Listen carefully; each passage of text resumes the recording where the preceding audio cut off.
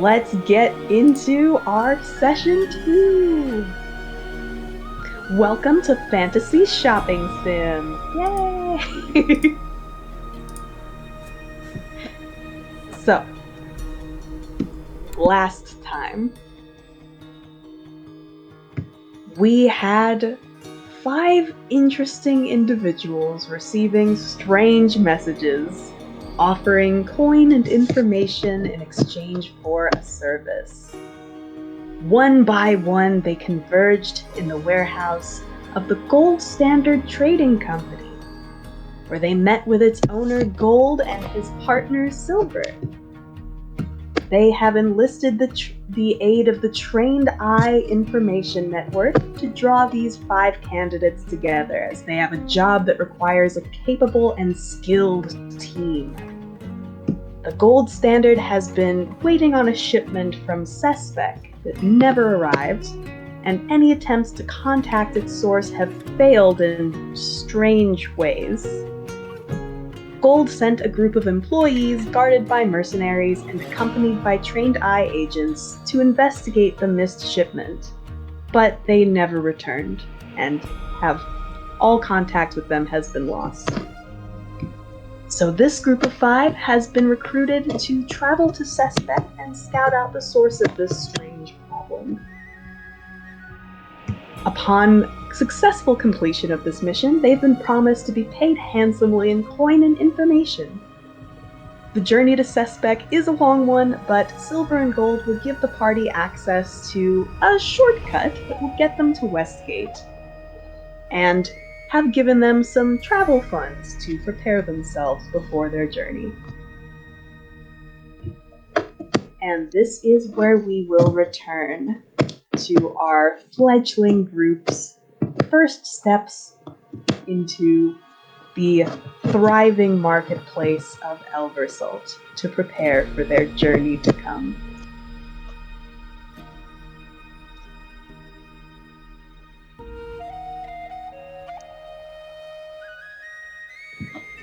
So, as you are all stepping out of the warehouse doors, back onto the shining streets of the sunlit city, let's get into it. What are you doing?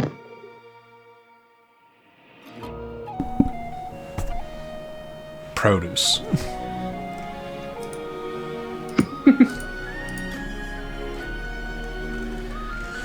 So yes, Asher, you said that it was this way, Mr. Locke? Yeah, the main shopping plazas this direction. Before, just raise of hands. Anyone here super superstitious or maybe even religious?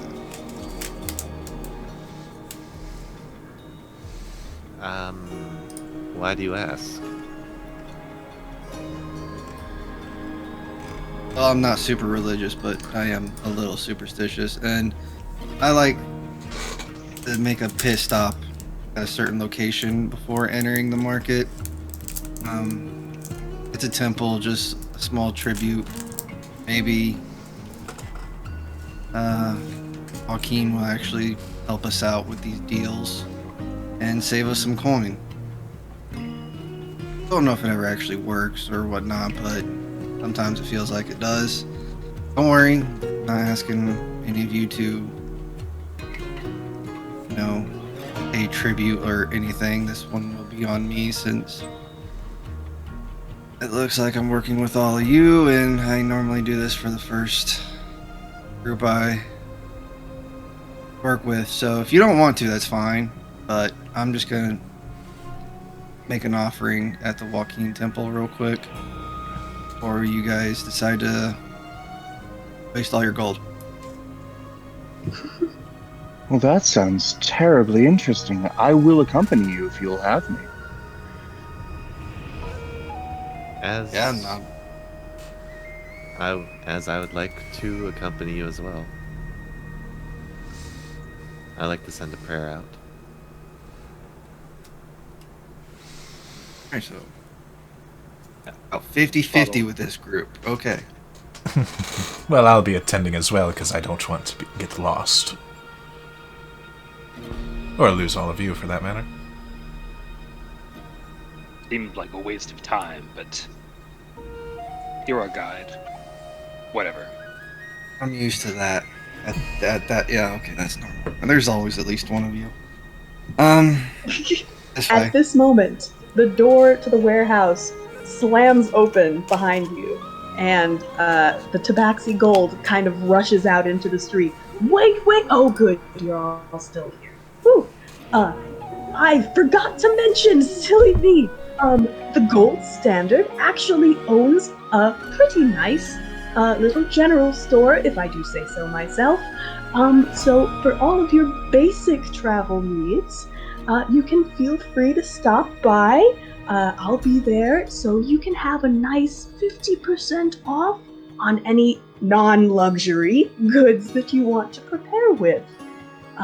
Anything more specific, you'll have to look elsewhere, but anything that's something relatively basic, I got you. Alright? Thank you, Cole. That's very nice of you. A little curious on what your definition of luxury is on the road, but okay. Well, I mean, our store does stock many fine imported products along with our basic goods, so, it's just better to be specific, that's all. And no need for thanks, it's just an investment in our newest employees, right?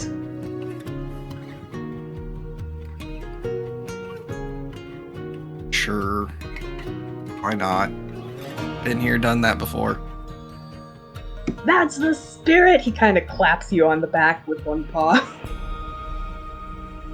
Anyway, I'm gonna get going to the shop so I can make my employees aware of this discount so that they don't explode into hysterics when I offer you 50% off. Alright, I'll see you later! Never done that before, just everyone's know how he's pretty tight with the purse strings. We're all gonna die. Asher starts walking towards the main court. As the Tabaxi is already running down the street and luckily missed that last comment. That's a nice thought. As Estelle slowly trails behind Asher. If he is sending us to our death, why would he waste money supplying us with things?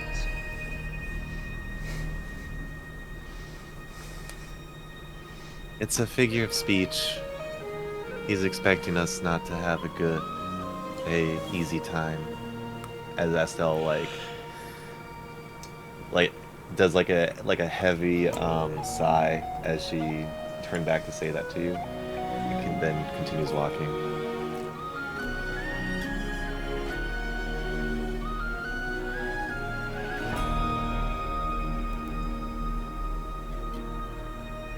Okay.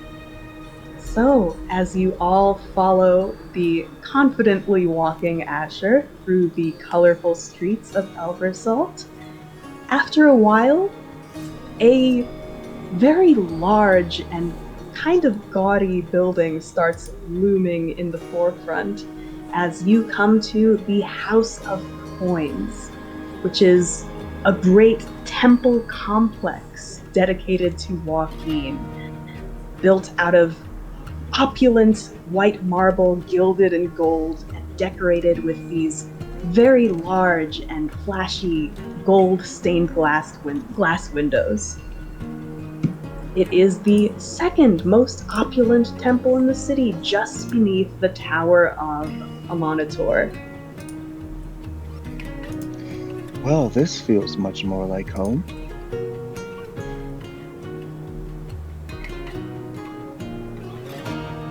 Now that you're standing here and hear this, yeah, I can see it. Really do like money. I'm just gonna leave it offering more than welcome to walk in, do whatever you want to do. So Asher's going to enter the temple, if able. Okay. Easily. The front doors of the temple are very large and wide, as there is usually a pretty significant stream of traffic going in and out, and now is no exception as you make your way through the bustle and inside of the very spacious temple. It has a couple of different sections, and inside you can see many clerics dressed in white and gold, talking with the various merchants and business owners and entrepreneurs that are here seeking some sort of blessing from the goddess of commerce and wealth.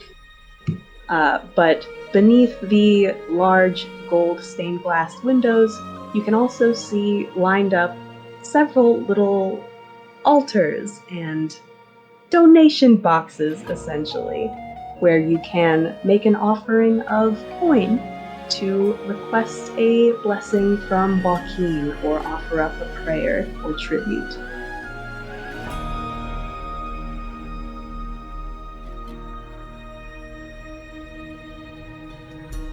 Asher's going to make his way to one of the small offering areas. Not really wanting to talk to any of the clergymen or anyone. Kind of just coming in here to do routine business that he's done before, buying things and going on trips. Okay, what's everyone else doing in this moment inside?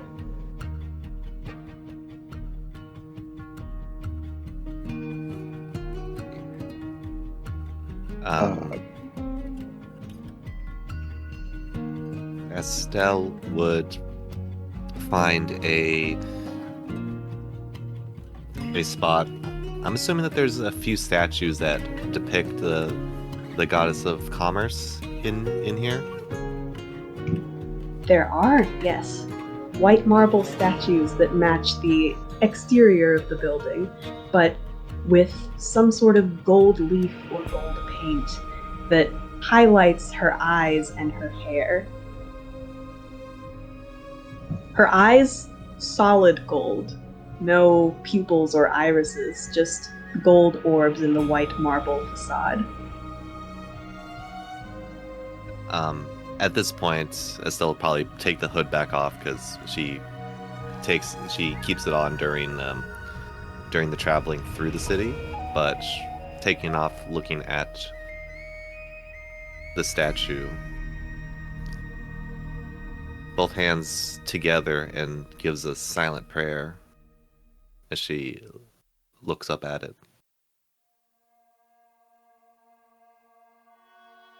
Okay. Roll me a religion check.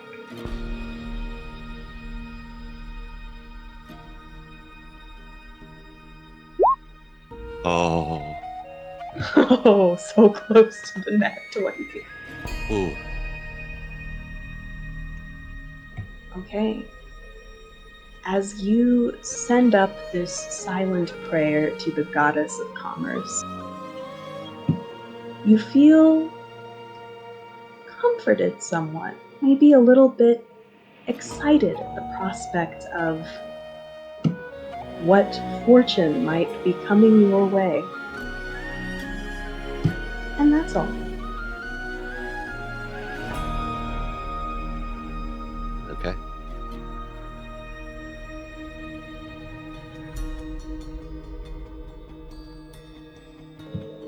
We'll go back to Asher as he walks over to the often visited smaller little altars where offerings are offered up.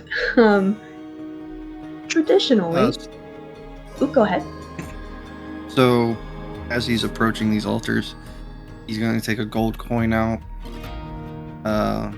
5 to be exact, 1 for each member of this party, and just ask Joaquin to bless us with her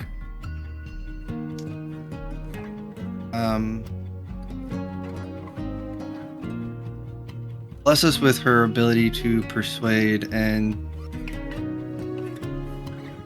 to barter for the goods that we need to go on our journey, and to return and make more offerings in her name.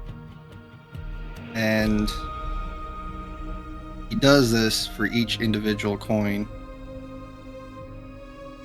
But before leaving, he's going to reach into his jacket pocket and near his chest. I forget, we talked about this in the one-on-one. How many coins did you say I had? Like, roughly?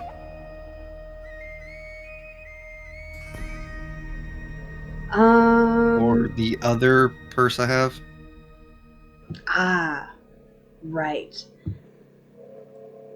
Let me check real quick. I feel like it was around 20 or 25, but let me double check.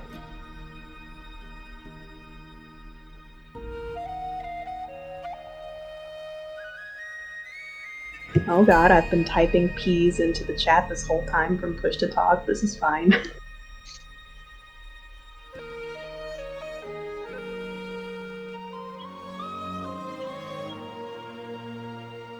Yeah, we're gonna go with 25 for now.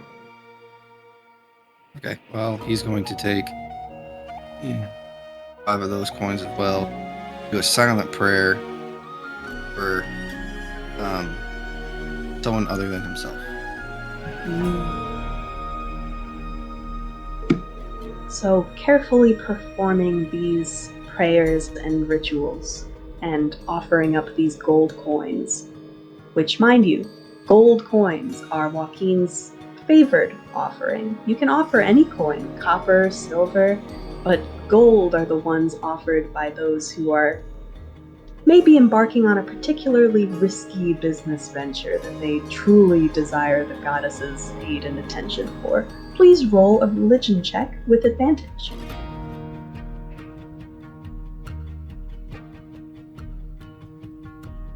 Oh, okay.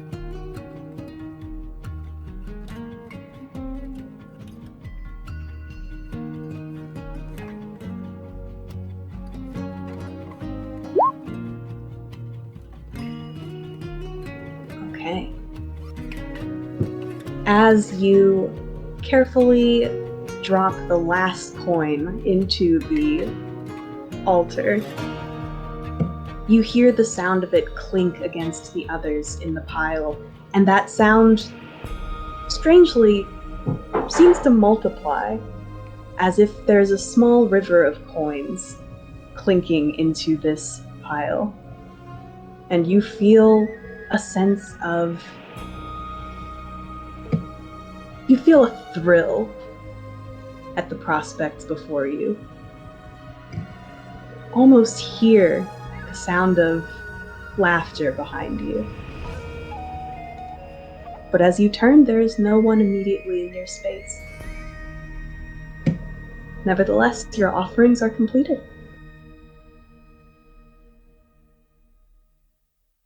Sure, we'll return to the group or try to corral them if they're wandering around. What are they doing? Heavily wandering.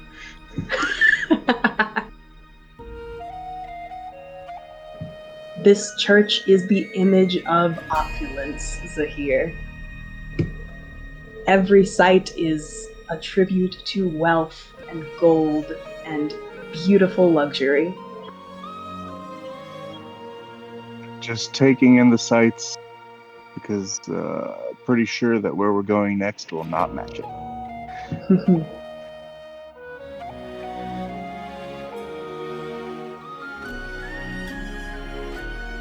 Vatal did go in the church, and this time he's been carefully guarding his expression, trying to make it look neutral. But on entering, his eyes briefly widened at the scope of the opulence before forcing himself to try to not appear impressed.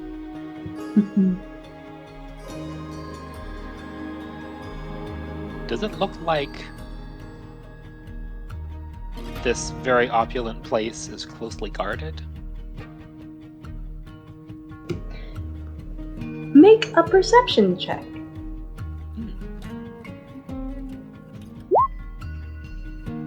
Ooh. A temple like this, with its imagery of luxury and opulence, the idea of having these intimidating, rough guards would maybe soil its image a little bit. But with your keen eye, as you cast around for any sense of threat, you notice that maybe a couple of the clergy members look a little bit more formidable than the others, and are subtly hanging around near the altars that have coin, and the statues with gold leaf, and the entrances. You briefly make eye contact with one of them, and you have a moment of sizing each other up. Once again, expression carefully kept neutral. The intimidating-looking man kind of bows his head a little bit with a smile and goes back to examining the crowds.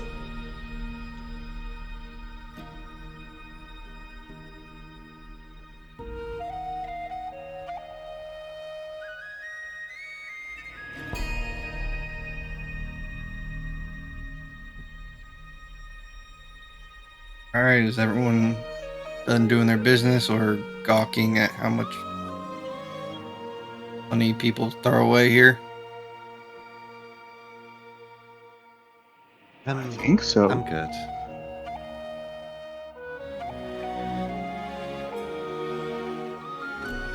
All right, well, out those doors is your marketplace where, if you want, you can go to the Golden Standard store and talk to Gold.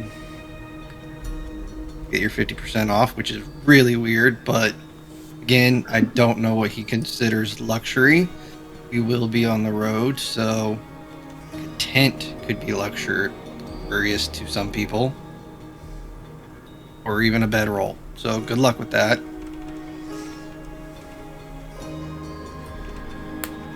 If you want, I'll drop you off, and then after a short time, just stay there, and I'll come collect you again.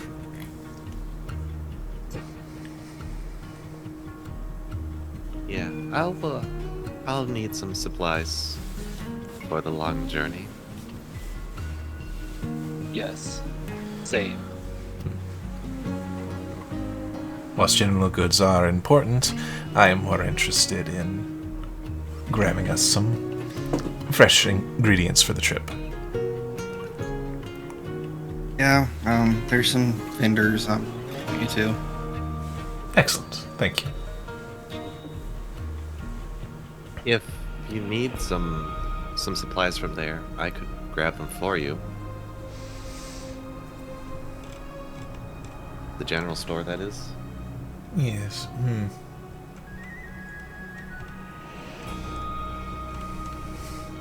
Well, it's a couple blocks away, and just hold tight in your coin purses, because sometimes people bump into you and things go missing, and other times just don't wake up and things go missing. So keep an eye out. Place is kind of ruthless in its own way.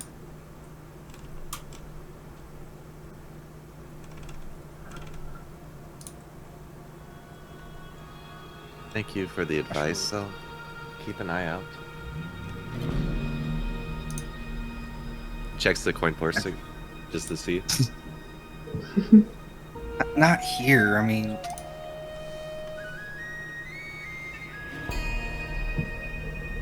Estelle, You're real. you check your coin purse. And the followers of Joaquin have not robbed you blind on this day. You're good.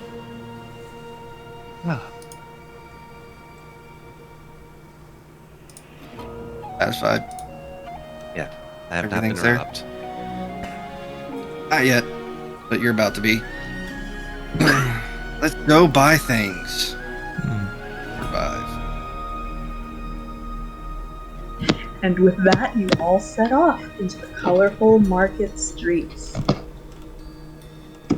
So, we don't have to roleplay out every aspect of the shopping trip if you don't want to. I mean, if you feel like it, please, by all means. But if you prefer, you can just let me know anything specific that you want to buy, and I'll let you know if you can find it at the general store or need to find it elsewhere.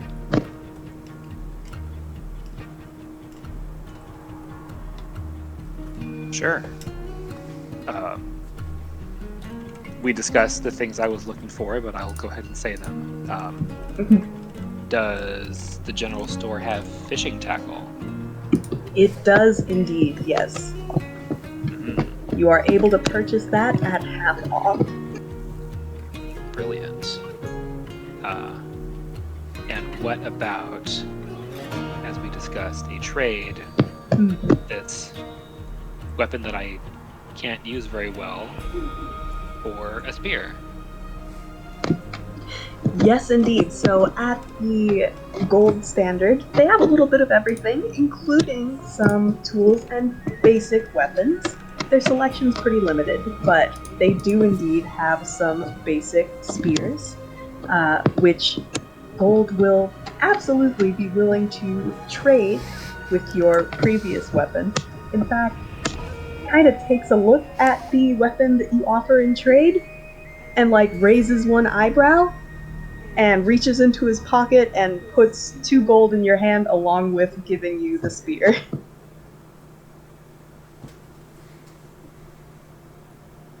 That was expensive then. What about... Do you also have a net? Yes, that as well can be found at the general store for half price. For half price, okay.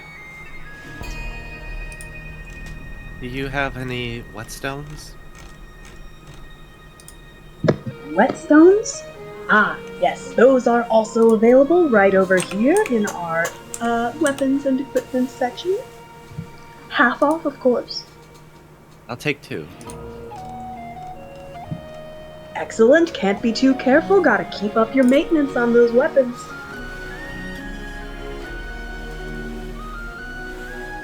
Very much so.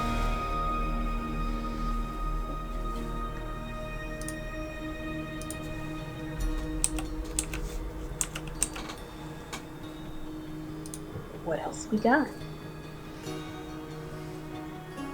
Is it the kind of place where one could purchase rations? Yes, indeed. In their travel supplies section, you can find some basic trail rations. Stuff like hardtack and meat jerky, some dried fruits if you're fancy. So yes, rations are available at half price here, which makes a big difference in travel expenses. Very much so. I will. Out of character, not showing lack of confidence in Wilnan. But Shvato's gonna get additional food. Mm-hmm. Pragmatic. The general goods have a wood carving set.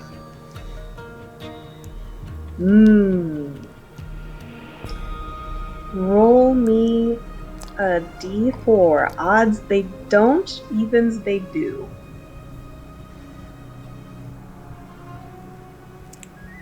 Yep.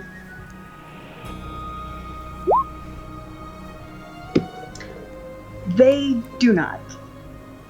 You would have to go to a hobby shop or, what are carpenter or a carpenter store?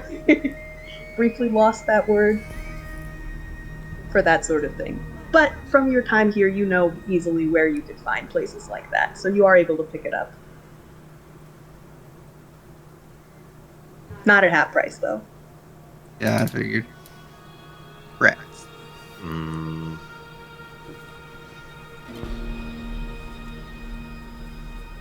Estelle will also be purchasing some extra rations. Okay. About.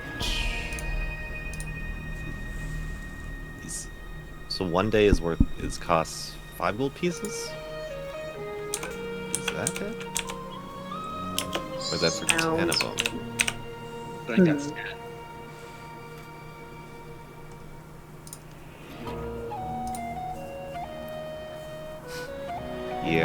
Yeah, I'm pretty sure it's counting all of them, so... I think it's 5 silver, right? Or 1 day of rations. Yeah, it's 5 silver. Okay. Yes, let's go with that. I mean, I'm looking... So, on D&D Beyond, it says rations 1 day, weighs 10 pounds, and costs 2.5 gold. Is that wrong? Hang on.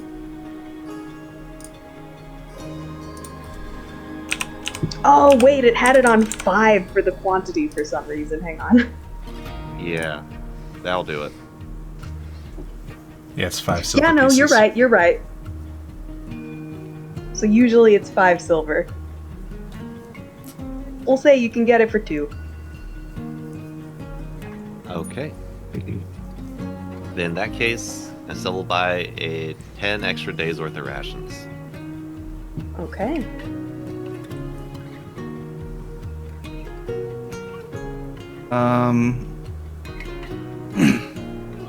I doubt the general goods store has this as well, since they didn't have the wood carving, but cartographer tools. That as well you would need to go to a specialist's shop for. Copy that.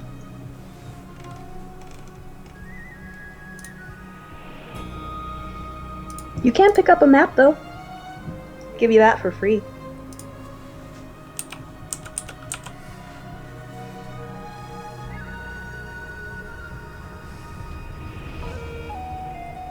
We say that during the search for the woodcarver tools, he also picked up other bits and bobs for like making his own bolts, like air feathers for fletching and string to tie them on and everything like that. Sure, you could do that.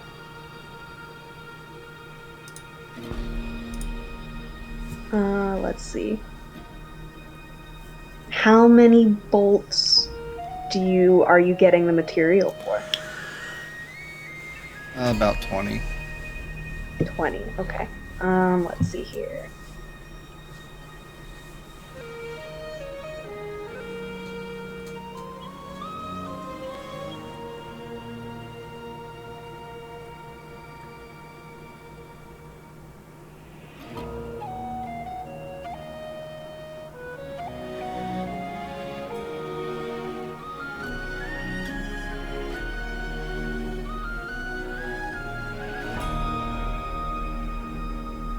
Oh, the bundle size is 20. Wow, bolts are really cheap. Yeah, you're able to pick up the materials to make bolts at a very, very low price, even compared to the regular bolts. So that's only going to cost you maybe 6 or 7 copper. Perfect. Can I just round that up to a silver worth then? Sure. The merchants will be perfectly happy to let you do that.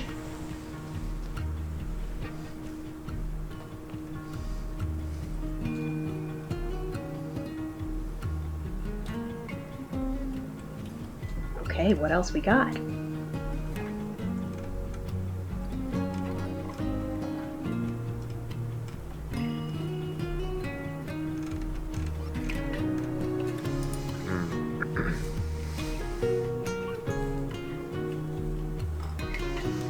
How about this? Who's done buying things? I'm good. Asher. Didn't here get anything at all? I don't think. I mean, I'm sure there's things that I could get, but I can't think of anything that I would need at the moment.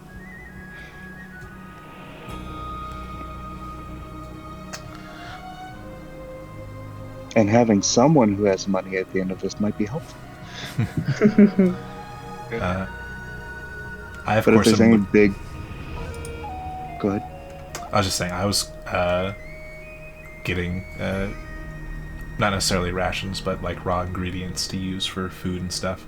I would be searching for methods of keeping that stuff preserved as we travel.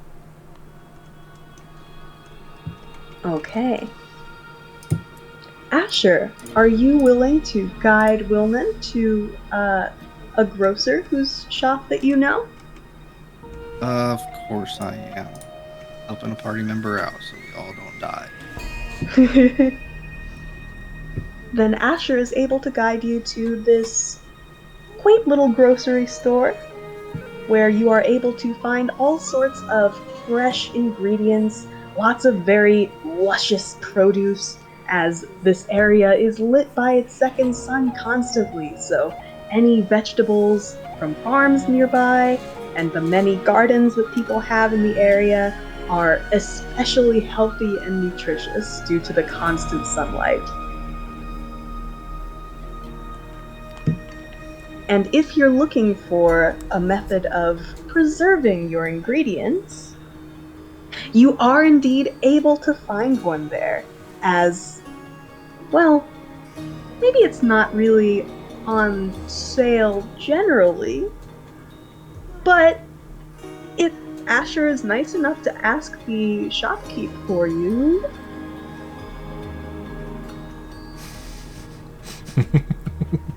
Why are you trying to pressure Asher into negotiating? He sucks at this. There's other people that did this for him.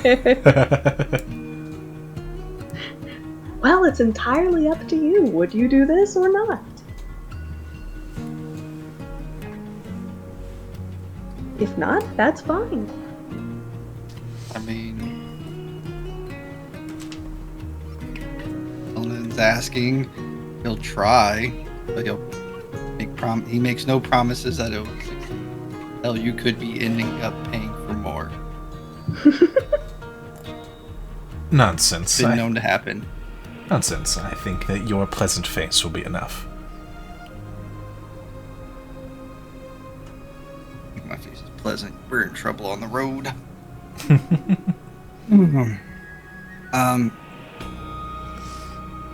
Excuse me, Cinder. Me and my friend would like to purchase. Well, he has a list. Yes. I'm looking for something to better preserve this produce as we travel. Better preserve? As the shop assistant kind of turns around from stocking some goods. Better preserve stuff during... Oh, hey! Hey, aren't you that one guy? Protected our imports that one time when we got some goods from Tazir? I've done that once or twice for many vendors. That was you. You're welcome. Oh, not me. I don't get to see the working end of it. Fair enough. Hey, Lillian! Lil, get out here! As he calls back into the interior of the store, and this older woman kind of shuffles out. Oh, what's all the ruckus? What is it? Is there a customer who's unhappy with the... Oh, hello, Mr. Locke! Oh my goodness! It's nice to see you here. I don't think we had a caravan coming anytime soon, but a pleasure all the same. How have you been? Hi, doing great. You know, just trying to help these new faces around the city. He's really looking to buy your produce and a lot of other things, and we're gonna be on a long trek from ear to unknown locations, and outside the city, food doesn't really stay. But he's looking a way to like prolong the longevity of your fruits and vegetables. Think you can help us out with that?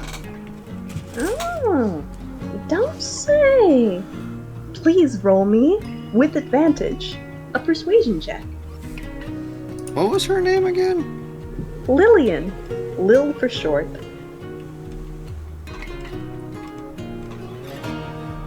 And in fact, this grocery store is called Lil's Garden.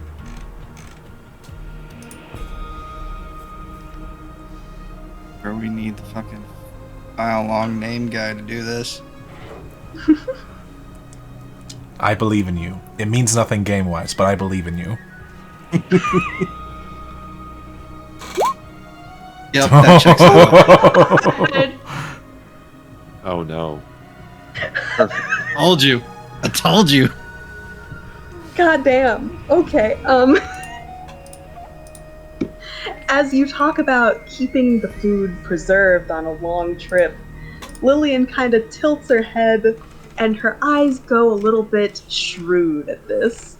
She kind of makes like a thinking gesture and nods slowly. She's like, you know, dearie, I do have something that's helpful with that sort of thing, but you know, it's very important to my work here, and I only have a couple of them. She kind of reaches down under the counter and brings up this unassuming little brown satchel with some belts and straps on it.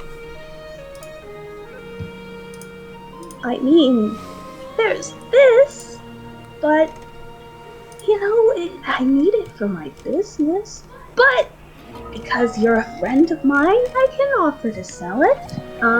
So this little doodad will keep about, let's see,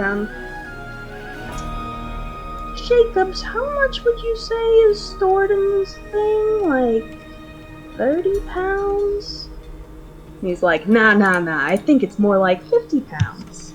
Ah, right, 50 pounds. You can fit about 50 pounds of fresh ingredients in here, and it'll keep almost indefinitely. But, you know, it's magic. She kind of wiggles her fingers at you. And that stuff isn't really cheap around here. So, let's say I know it. about... Oh, yeah. I could part with it, though, for about, let's say 80 gold?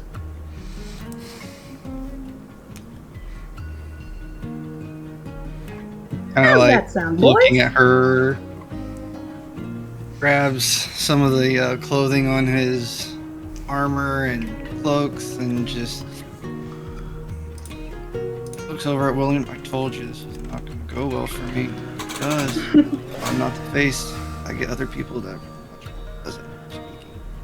But I'm about to screw over or attempt to our employer. So, Lil, Yeah, listen. what is it? I don't have the 80 gold. I apologize, but I am currently under the employment of Mr. Gold. Oh, that guy over at the Gold Standard? Oh, what? Does he Yeah. not pay you well? Stingy. He like pays that. me just enough to get by and what he sees fit. But if I put a down payment, not a lot, I'm trying to, save money, travel, plus we have to actually save every bit of coin we have because we don't have a horse or wagon and we're gonna need that down the road. If I give you a few coins and we can write down on a parchment what this deal was, both sign it, you can take it to Gold, and I'm very confident he will pay the rest with a smile on his face.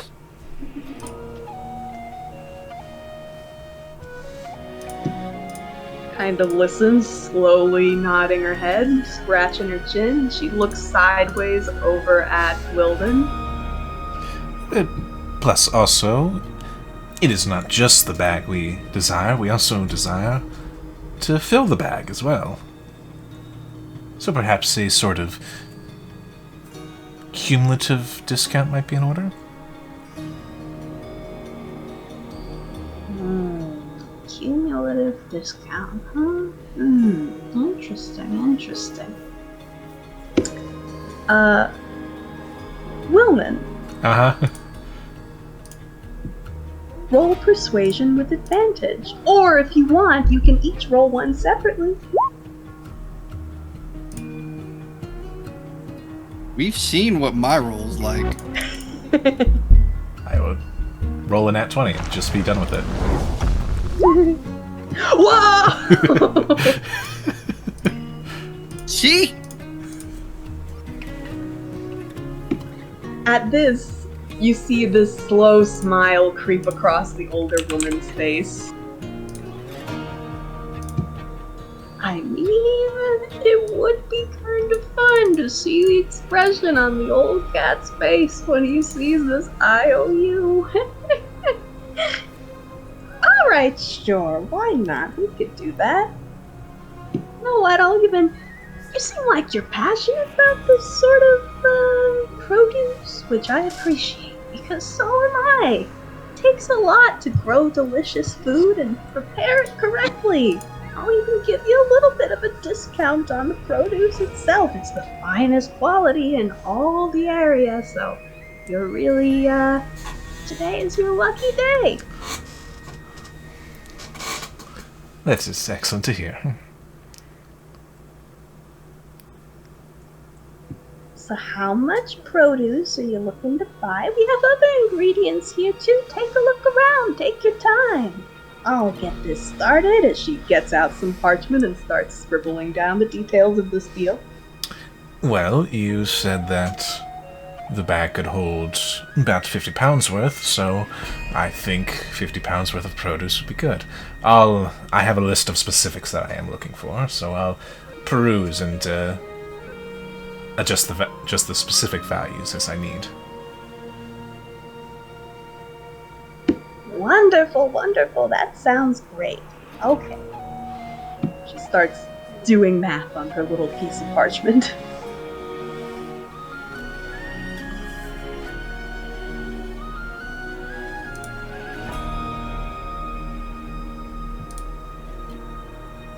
So if you put down 10 gold on this satchel and an additional 2 gold for the 50 pounds of ingredients, she will ask your lovely employer to cover the rest. So 12 gold? Uh-huh. Absolutely.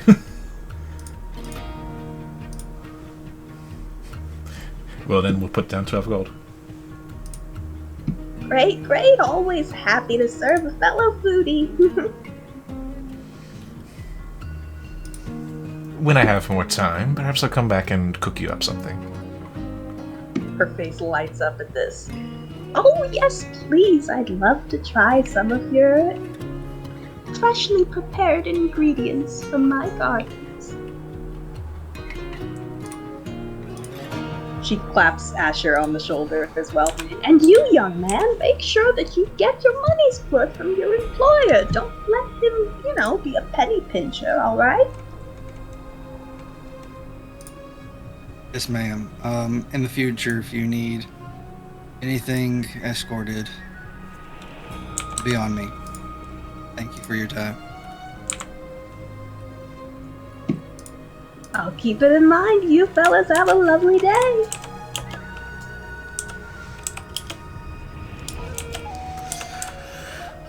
Excellent. Thank you very much, Mr. Locke, for showing me this place. And assisting. You just hear him mutter under his breath, Peter, yeah, no problem. So, you're really big into food. It seems like is Well, I'm a chef by just trade, pissed of off our course. employer for sure.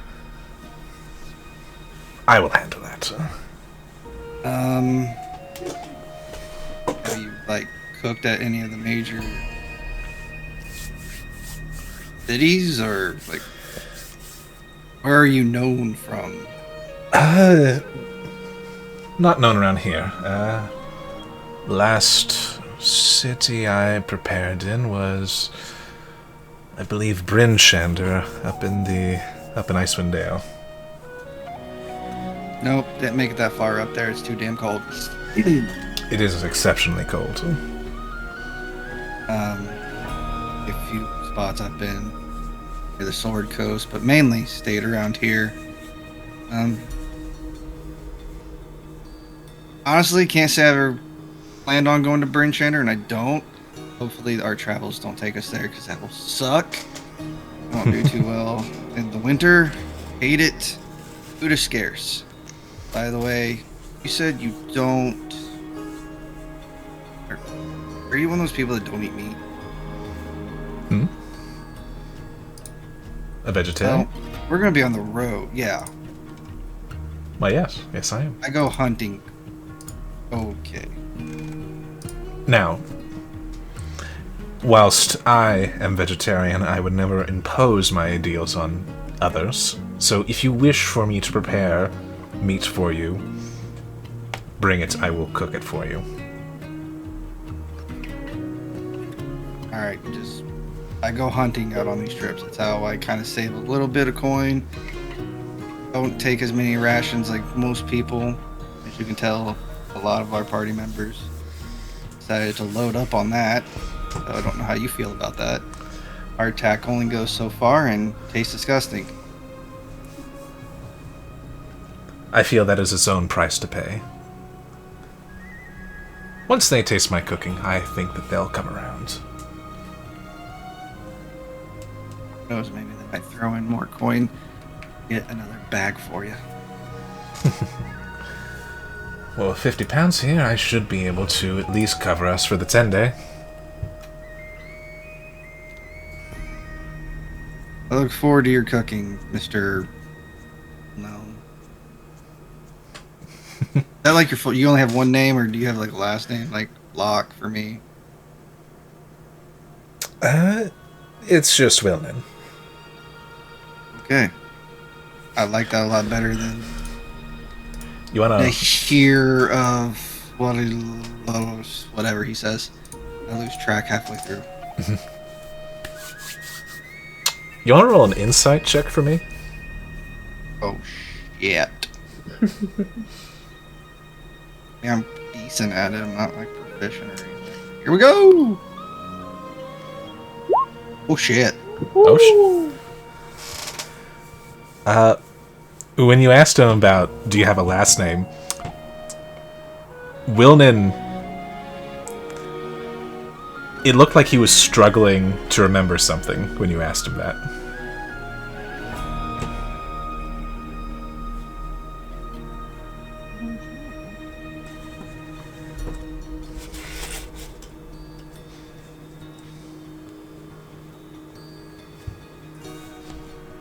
That's it.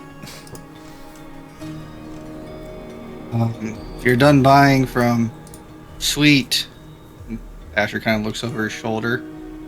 Lovely. Lillian, probably get back to the others. Hopefully they don't walk far. Yes, and then we head back to Gold and Silver for our quick way to Westgate.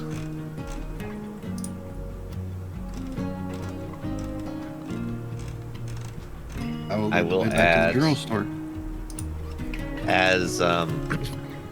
As you lead the way, you would see a very I imagine you would see Astel waiting not too far away from the front of the general store, next to Shroddle, and it looking pretty tense, waiting. But I'll amend well, you're waiting out there. Can I go back in and check if they have a crowbar? You can. And, D4 for me. D4. Odds they don't have it, evens they do. Ooh. Alas, as you check around to see if they have a crowbar and perhaps ask for it, Gold kind of looks around and is like, I mean, crowbars, they don't have the best reputation. People usually think if you're getting one, you're doing something shady, so unfortunately we don't really offer those in this establishment. Sorry. Whatever.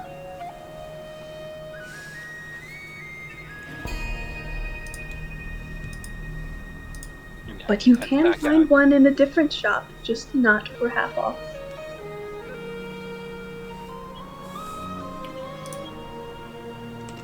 I'll see if I can find one somewhere. And yeah, he heads back out. Scowl slightly deepened. Make sure this is a comfortable distance from Astel. Crosses arms, leans against the wall. Question for Colin. Did Schwaddle make a did it kind of seem like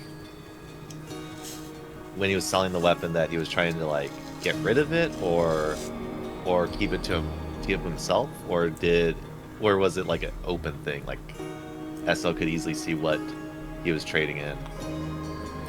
He wouldn't have been hiding that from her. It's if you're asking what the weapon was, it was a war pick. Although I think it's specifically, it was a mining tool. That we just said war pick because that's what fits in the thing A there. very shiny, new-looking mining pick that's pretty large compared to most of the ones that you've seen.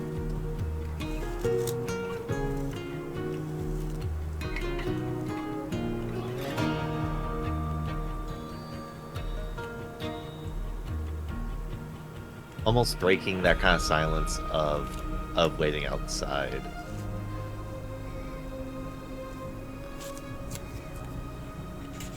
That weapon looked fine to me. Why'd you sell it?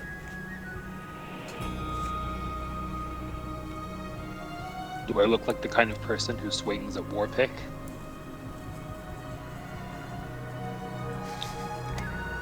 It doesn't suit me. Why, did you want it? No. If it didn't suit you, why do you have it? Just something I was thinking about. It remained from my last job. I see.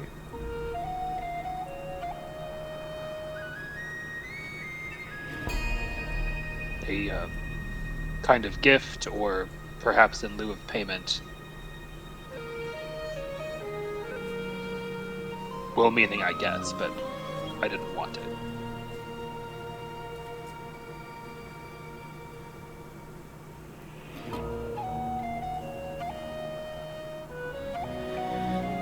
If it was a meaningful gift, then better not let the other one know that you sold it for 2 gold pieces.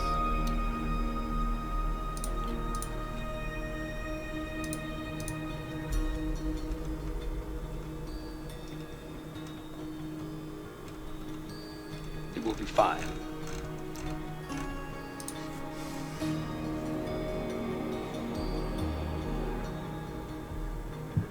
So here, the tension is so thick out here, you could cut it with a knife. Oh, is Mihir waiting just- with us too? Oh, 100%. Like- Just watching. He's like in the corner, just like hoping mom and dad get back home. No, here is a middle child. This is classic. This is He has Okay. grown up watching this exact kind of conversation and has learned to be quiet and wait until it looks like someone's going to win. Chavatal will notice Zahir refusing to pick sides. Yeah. Zahir ibn Uzma, whatever your name is. You didn't buy very much. You didn't buy I deeply anything. Did you? appreciate your attempt at the name. Perhaps it would be easier for you to stick to Zahir. However, I came with what I needed, and I don't think anything else needs to be added to my collection at this time.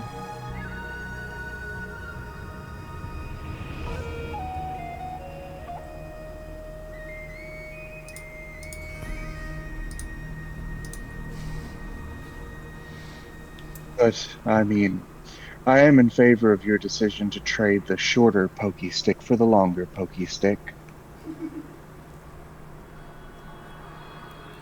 In truth, tools, both of them, and not what I plan to fight with. I am interested to see your prowess as a fisherman, I believe? Fisher Gith?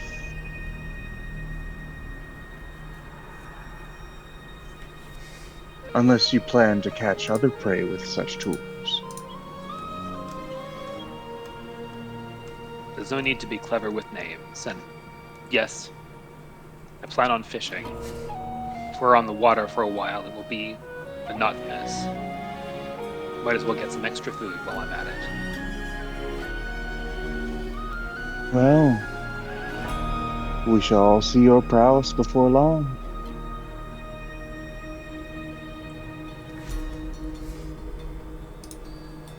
Scowl deepens.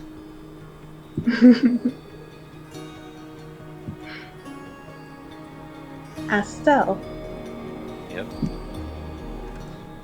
while Chavatal and Zahir are having this conversation, you suddenly hear a voice in your mind.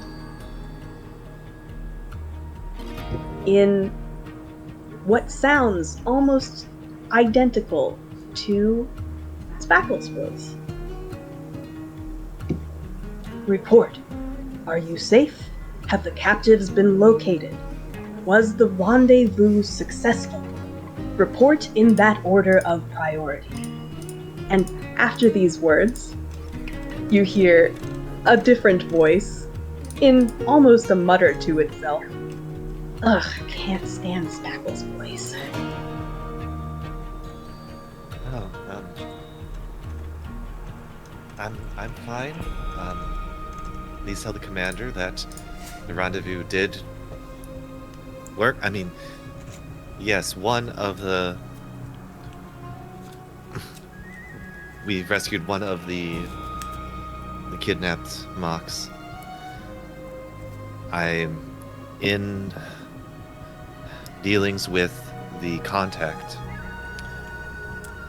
In return for a favor, they'll be doing their best to hunt down and find out where the other two were kidnapped and taken. They'll be trying to reach out to send for the one that they rescued. I'm gonna stop you there, as in return for a favor was uttered, you felt the connection cut off in your mind at the end of the sending spell. It's only a pause of maybe 30 seconds before another, once more, the voice cuts through and is like, Astel, remember? Efficiency in messages. One captive was rescued. And the service is... And you hear the other voice being like, oh, newbies using these spells are so funny. As the other voice is the original voice of the person who is doing this sending. as they are in charge of communications that generally, if there are any words left over at the end that aren't used, the person who is doing the sending and mimicking the actual messenger's voice just kind of adds in whatever they want.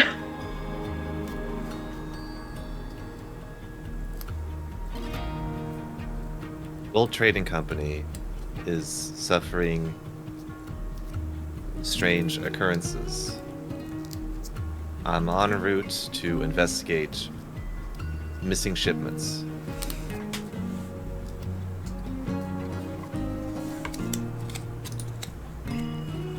They have hired the trained eye to investigate the whereabouts of the two others.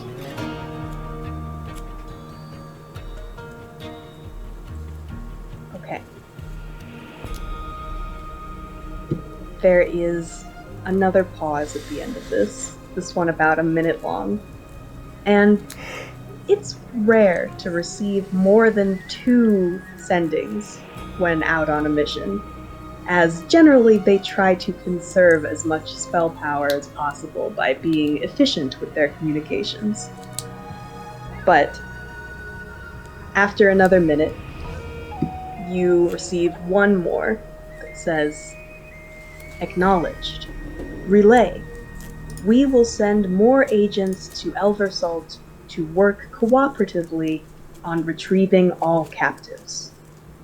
Are you willing to perform this service?"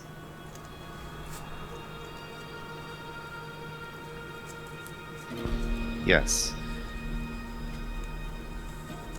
Contacts are gold and silver from the Gold Trading Company.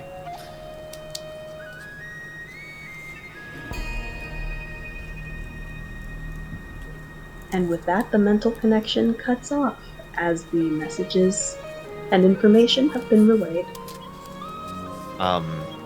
Just this big, exhausted sigh comes out as like the middle of Zahir and Bottle are talking.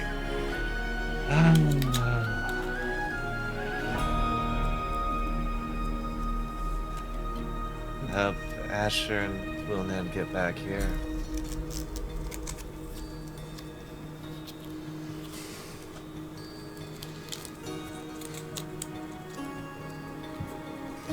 And luckily, it's only another couple of minutes before they do. You guys approach to see a somewhat tense scene of the 3 remaining group members just standing around in front of the Gold Standard shop.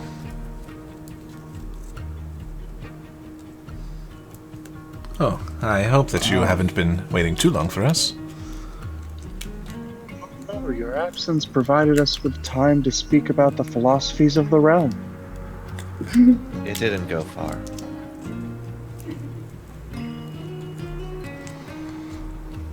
Ah, well, there will be plenty more Tension time between on... everyone here.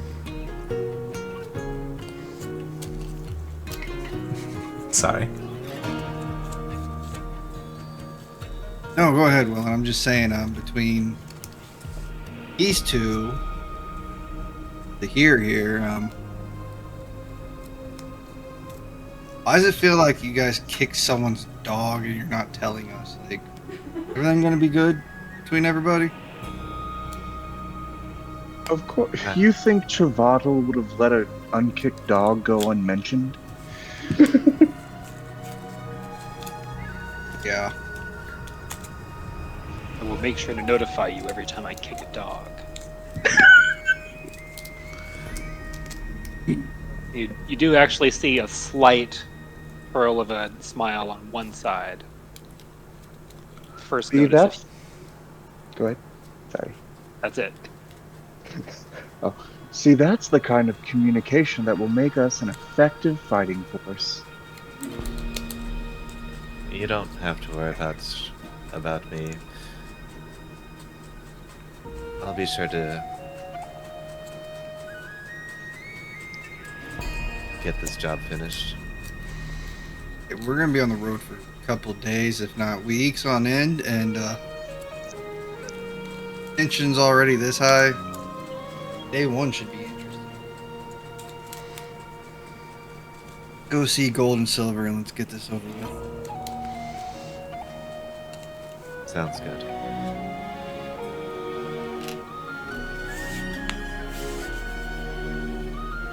I guess Okay. we'll run back into the general goods store since that's what gold is. As you return to the interior of the Gold Standard shop, Gold glances over and bustles over to you by the entrance and is like, "Are you all finished with your preparations?" I am finished with mine. As much as I can be. I'm finished. Yes.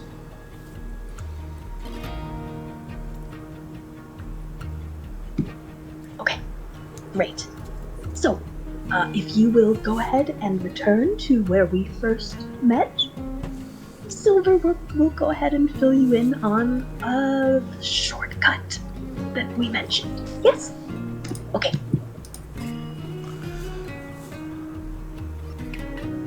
All right then. Kind of reaches out and claps two of you on the back, Asher and Wilman. Okay, best of luck. Please remember to stay in contact as much as possible, and may you have a safe journey. Of course.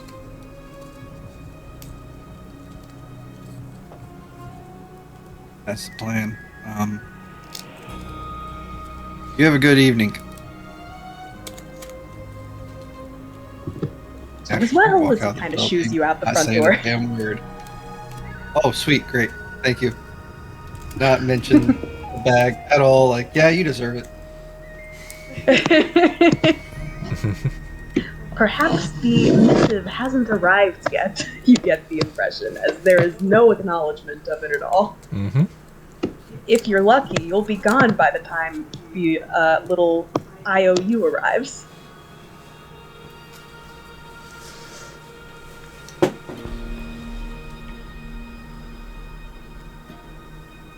There's a little bit of a haste and step in Asher's pace. Like, come on, let's go.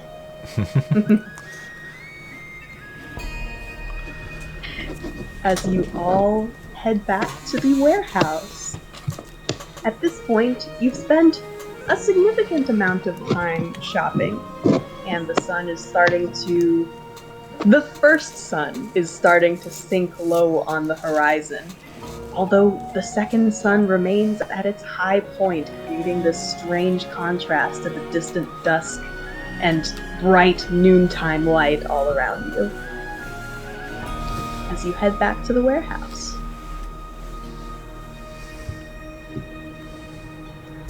And going inside, after all this time has passed, Silver is still there.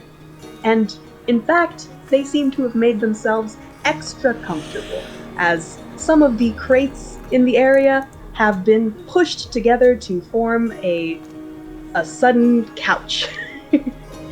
And some crates and barrels have been cracked open, and you see Silver enjoying a meal of various imported goods from these many supplies in the area.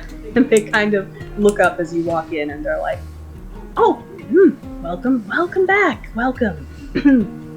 Yes, care for some hors d'oeuvres?"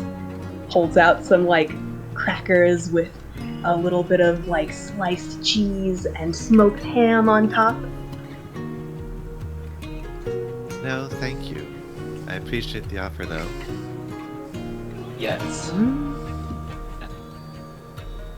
Shottle will step forward and grab some hors d'oeuvres, one in each hand.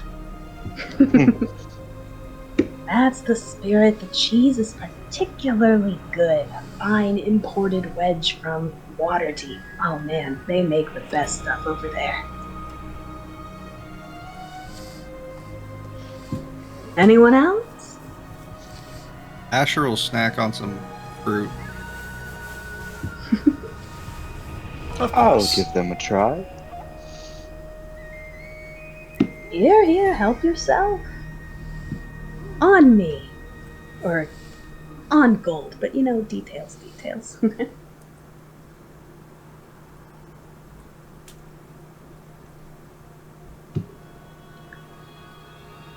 Alright, so, you all ready to head out? Yeah. As ready as this group will ever be. You said that there's a special shortcut. Yeah, right. So, about that. So try your best to be, discreet about this little leg of the journey, okay? We're technically not supposed to have access to this, shortcut. So just, be a little subtle about it, right? You guys can handle subtlety, I'm sure, can't you? As they kind of look between these very colorful figures. Isn't that right, Vatal? Subtle. Holding up a hand as he's chewing one hors d'oeuvre and picking up another one. Yes. Subtle. Estelle just kind of nods her head. Right. I knew they'd pick the right people. Okay, so here's the sitch. So you're gonna be making this first little leg of the trip through a portal that'll take you out directly into Westgate. Nice little way to cut off a few days off of your journey since time is of the essence, right? So, to get to this little portal, you're gonna have to go through the night market. So, it's just keep your wits about you down there and you'll be fine, okay? Estelle raises a hand. Yes, kind of busts out the crumpled parchment from their pocket and is like, Astel, yes, what's up? What is the night market?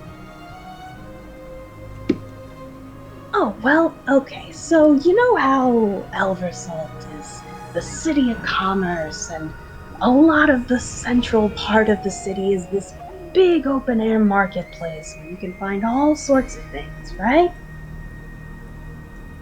Right. Well, the city's been trying its best to keep things above board. On paper. So, most of the stuff you can find out in the main marketplace is, stuff that's not illegal. But where there's a market, there's sellers. So there are a good number of merchants that sell things that are a little less savory. And they like to do it out of the public eye. So there's, I guess you could call it a subterranean black market of sorts. That's called the night market. It's the only place you can find in the whole city that's actually dark.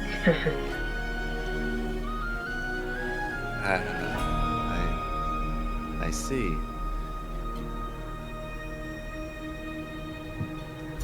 But don't worry your heads about it. It's just a quick little jaunt through the area and then you'll be on your way.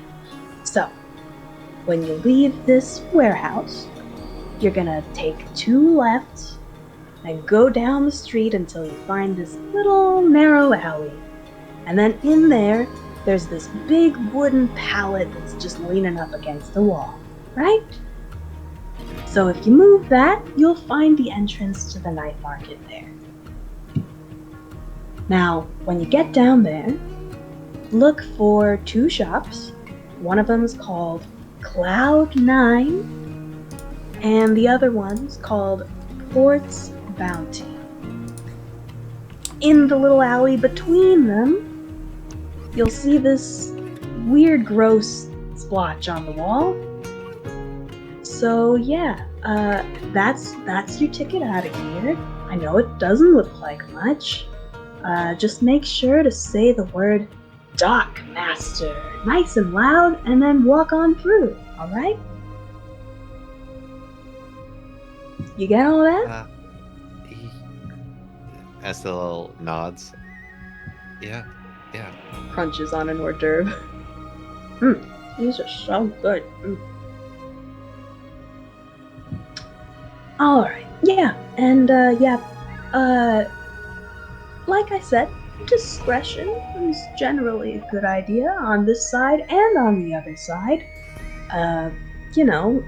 If I'm not saying I don't believe in you fellas, but if for some reason you find yourselves getting caught, don't worry about it too much. I mean, Westgate's basically the most lawless port in the whole Inner Sea, so you're not going to get thrown in jail or anything. Just make something up. I'm sure you'll be fine. Just so I got this right. Once we leave this place, we're gonna make 2 lefts and a right.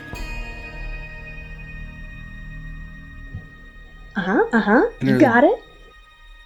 Enter the night market. Hope to God we don't get robbed or killed down there.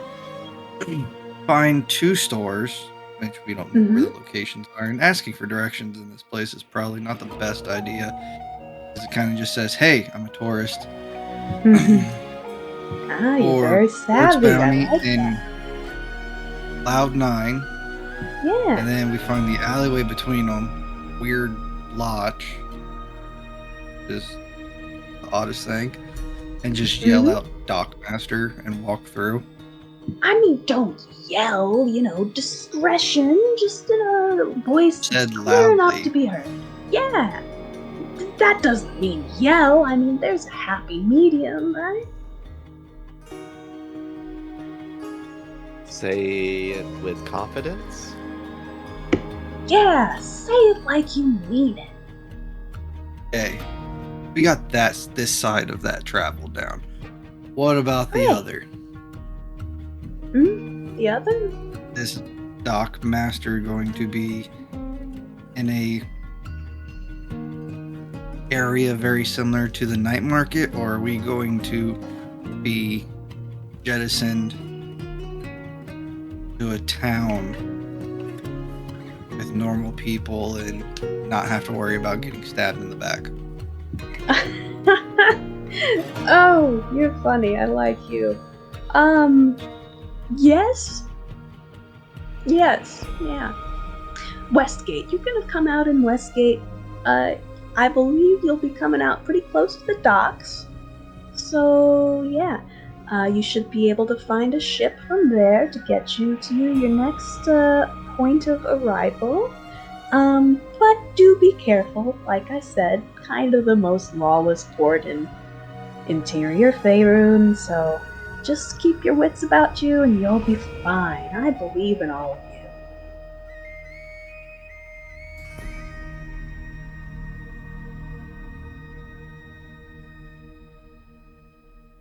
you. Any more Everybody questions? got that? He believes in us, so we should be okay.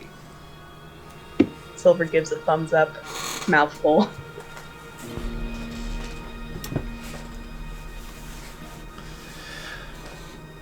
Is there any specific captain that we should be on the lookout for on the other side? Or is that up to us? That's a good question. Good head on your shoulders. Not really. I mean, I'd give you a name, but it really kind of depends on who happens to be docked at any particular time, so, use your best judgment. Try and get a decent deal on getting you across the Inner Sea. Yeah. I'm sure you'll find someone who's willing to take you. There's usually lots of ships going that way.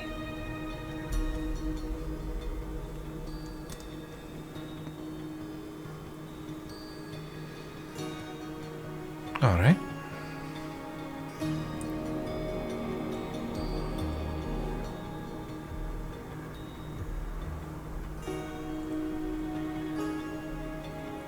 Anything else? I'm ready to go. All good. Silver claps their hands together. All right, that's what I like to hear. Good can-do attitude. And with that, best of luck. Enjoy your trip, see some nice sights, make some new friends. Enjoy the sea breeze on your skin. Yeah. Enjoy eating Gold's food. Oh, I always do. Don't you worry about that. They pop another Oh. hors d'oeuvre into their mouth. Before Asher exits the room, he just kind of looks at Silver and goes, he may come home a little perturbed. Ignore it. Everything's gonna be fine. And does the same, like, gesture tone that she does. He gives her the thumbs up and walks out. You feel eyes on the back of your head as you're leaving.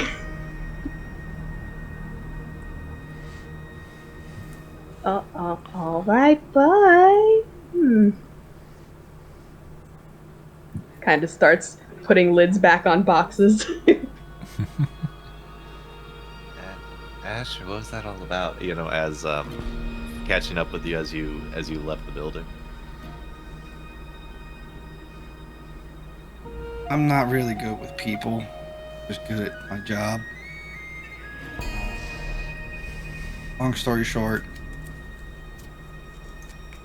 I kind of fumbled the bag helping Will now with his grocery shopping.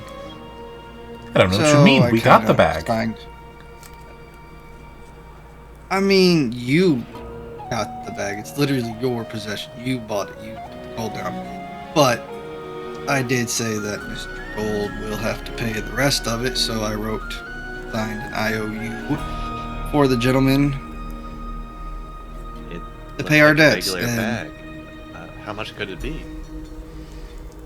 Well, there's about 50 pounds in this little bag. That's a lot of bag. Mm-hmm.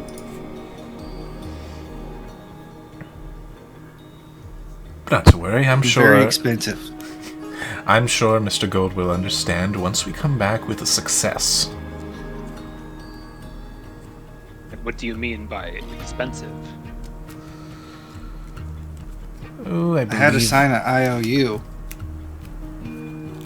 they originally wanted it for about 80 gold pieces. 80? Yes, magic items are a bit expensive. Not to worry, I will, of course, accept full responsibility should this, should Mr. Gold not, appreciate it.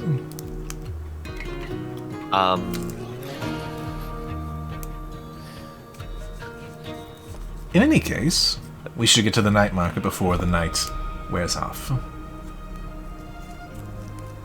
Yeah. Hard to do when it has two sons here. So. 80 gold pieces. Kind of just mumbles to herself. Two lefts and a right, and then we're in Watcher Back Paradise. Got it. Let's go. I know the streets, but I don't know anything about the night market. You don't know anything about the night market? I've never been there personally. I've heard stories. That's about it. If I may, I would like 10 minutes just to prepare myself.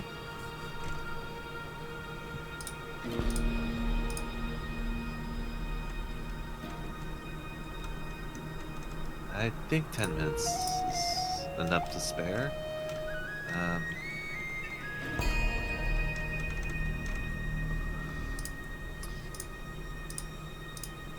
Estelle, like, make sure the hood's on right, keeping the sack of coins tucked in a pocket so it's hard to reach.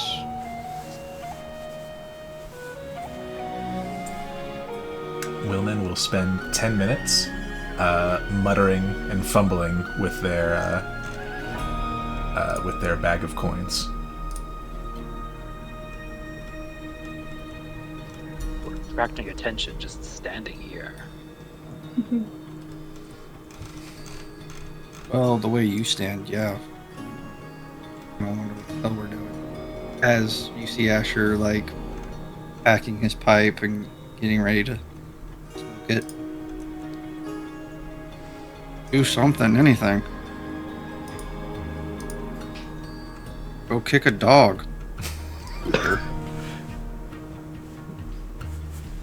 Please don't actually do that. I wasn't serious. Here, let me do something useful, and he'll begin to start going through motions with his hands. And as he's tracing sigils, briefest amount of fire sparks as he touches some leaves and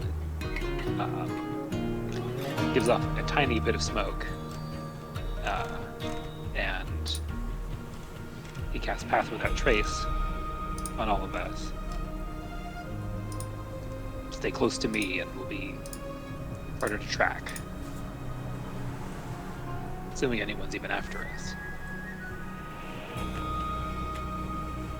That's actually really nice.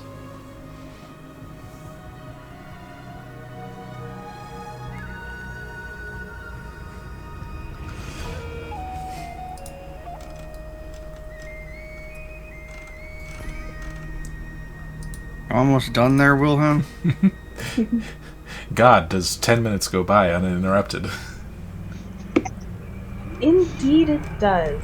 And after Asher's advice to actually do something while you're standing in front of this warehouse, you draw fewer stares from the few people who are going about their business on the streets. Alright. And as the 10 minutes of muttering and fumbling with their gold purse comes to a close, the purse disappears. Alright, I'm ready to go.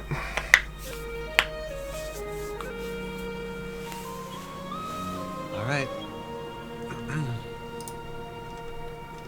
That was a neat little trick.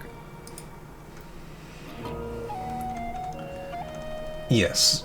Well, if we're heading somewhere truly where we need to keep an even closer eye on our purses, I figured it's best if I don't even have mine on me.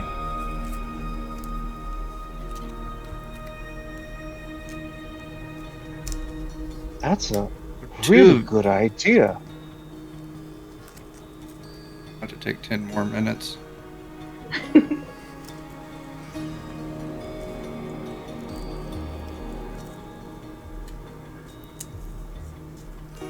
Are we still waiting around? I don't know. I mean, I'm I'm good. So having that was a fun. good idea. And I'm curious. Okay. Well, if everyone's done casting things, because we got 2 people in here that kind of use magic. I don't know what your extent is, but that's pretty damn impressive.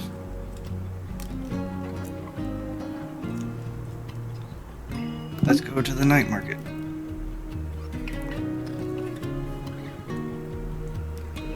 Okay.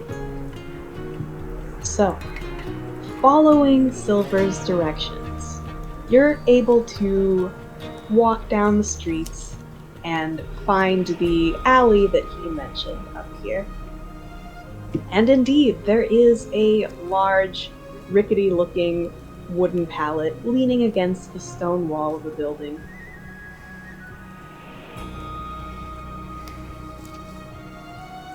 There is nobody else in this alley. It's not dark, because nothing is dark up here, but all of the traffic is significantly farther away on the main road.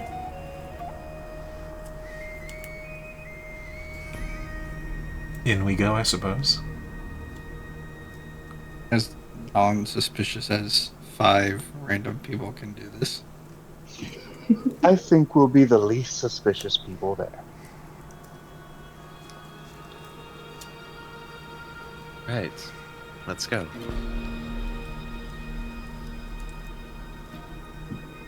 As moving aside this wooden pallet, indeed you see there a tunnel entrance almost that leads into a darkened staircase of cobblestones going down into shadows.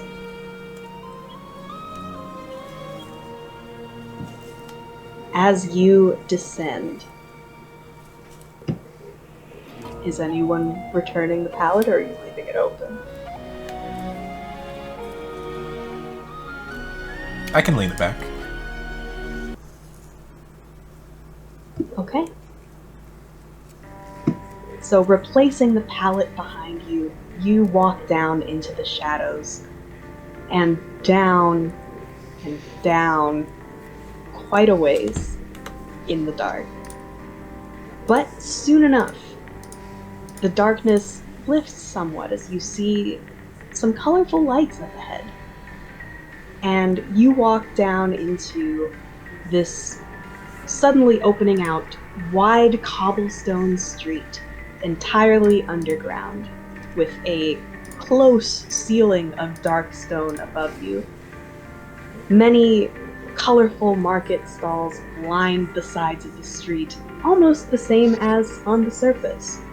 And these lanterns are strung everywhere, with various colors of fire inside: blue, red, green, pink.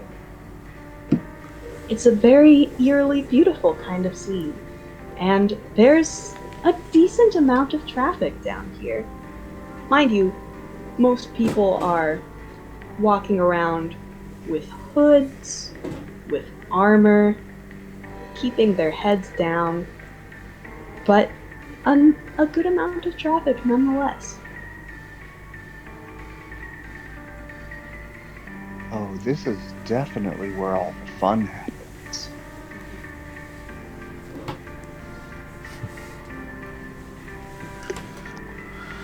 I don't think we should get involved in it, though. Not today. Asher will follow suit of all the other people around by putting a hood over his head and just mutter to the group. Listen, just keep a lookout for Porch Bounty and Cloud9. That's where we need to go. In between is our destination. The sooner we find it, the sooner we get out of here and get on with the mission. Okay, All right. lead the way. The hell you mean lead the way? I've never been here. We need someone to lead the way, unless you want us all to go in different directions. Just start walking as a group in the same direction.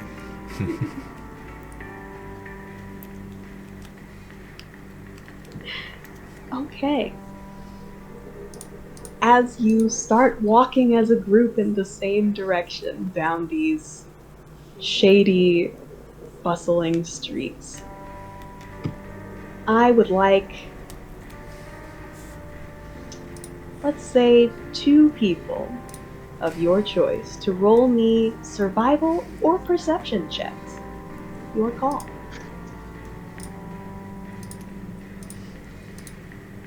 Druid, we call upon your wisdom.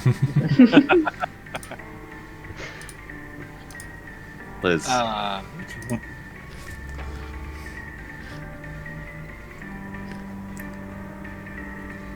Is our druid We the only got one good at this. wisdom?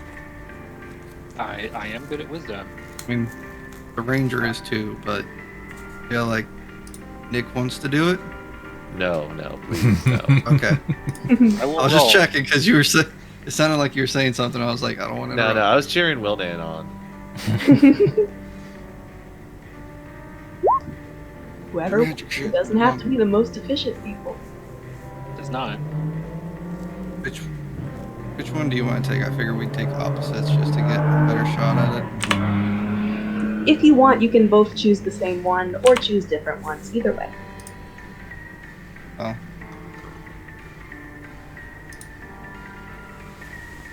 I'll do survival since I'm a ranger. Makes more sense.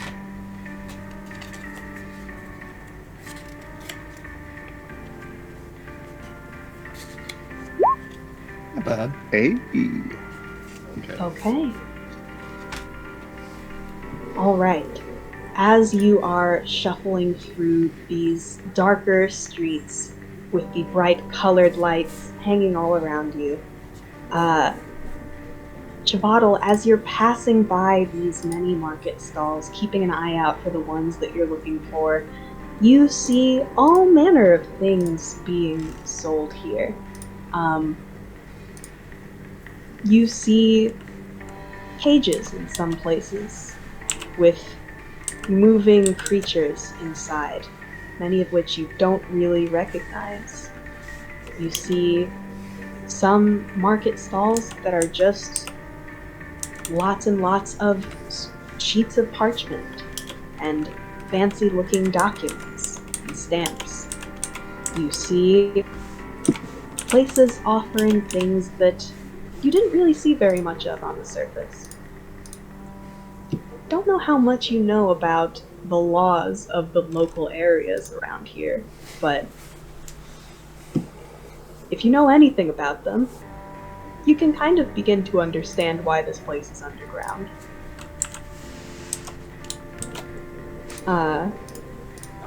Asher, you are able to lead the group through these streets without too much trouble, and not really having to ask directions, as you're just casting your eyes along the names of the various stalls and shops. Yeah, you know what? Actually, also, everyone please roll me a stealth check. Remember that you do have Pass Without a Trace. Plus 10 to the roll. Mm-hmm. Hey. I got disadvantage with this roll. Shit. Yep, that's what I expect. Still 14. As you are passing through the streets, you had taken Asher's advice for the most part to try and blend in with the locals down here and kind of make yourselves a little bit less noticeable. And with the aid of Chavatal's unique magic shrouding you, some eyes that might have been about to alight on you just seem to slide harmlessly off and keep looking as if they were in the middle of looking elsewhere. As you are able to, for the most part, escape any special attention down here.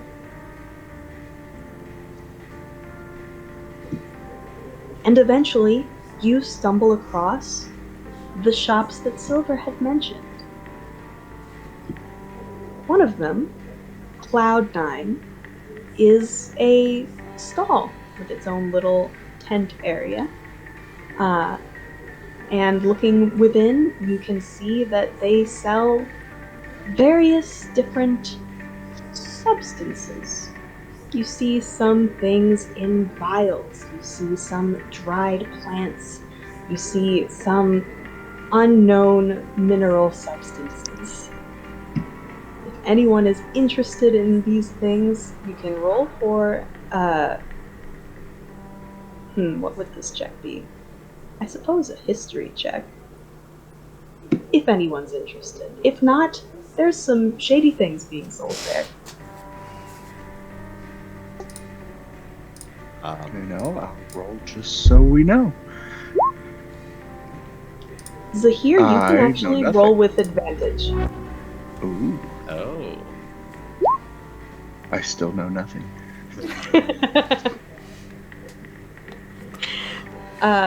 Zahir, as you're casting your eyes along the offerings of this stall, it's all very foreign to you.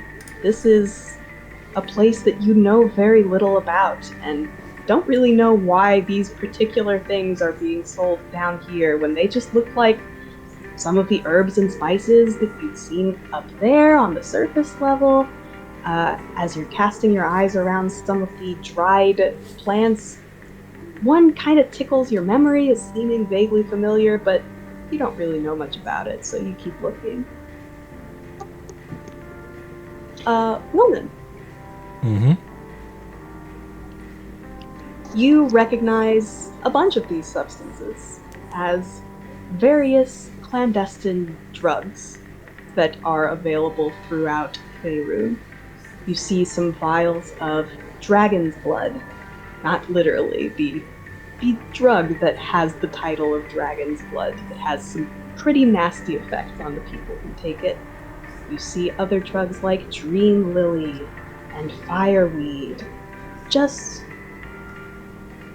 again, there's no secret why this stall is underground, as this stall would get busted very quickly by law enforcement up top. Wilman, I am relatively unfamiliar with the material planes narcotics scene. You seem like you might know better. Anything you might suggest? I only know purely on an academic level. Oh, well, the academic part is the most exciting. Oh, really? There's a wide range here.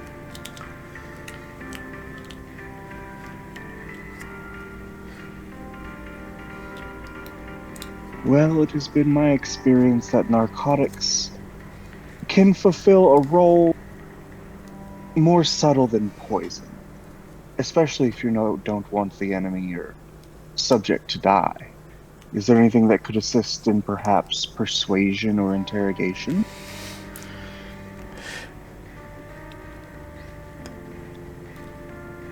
Is there, DM? Interesting. To be clear, Zahir's not trying to roofie people. That's what I It's was just- getting. No, Yeah. persuasion and interrogation.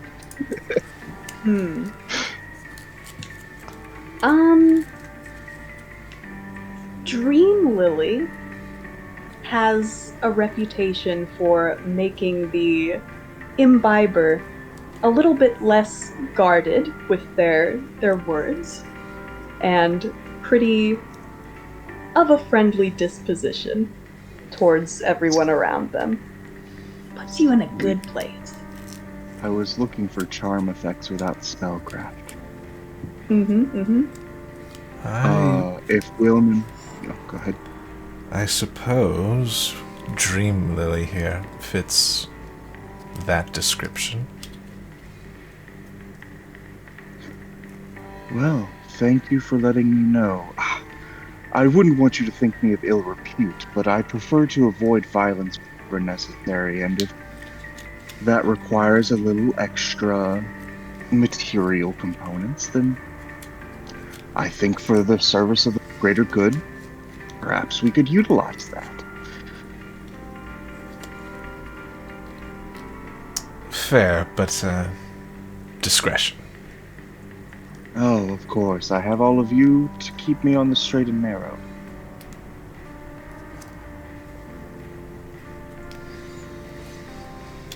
And then I'll engage with the shopkeeper to buy some dream lily.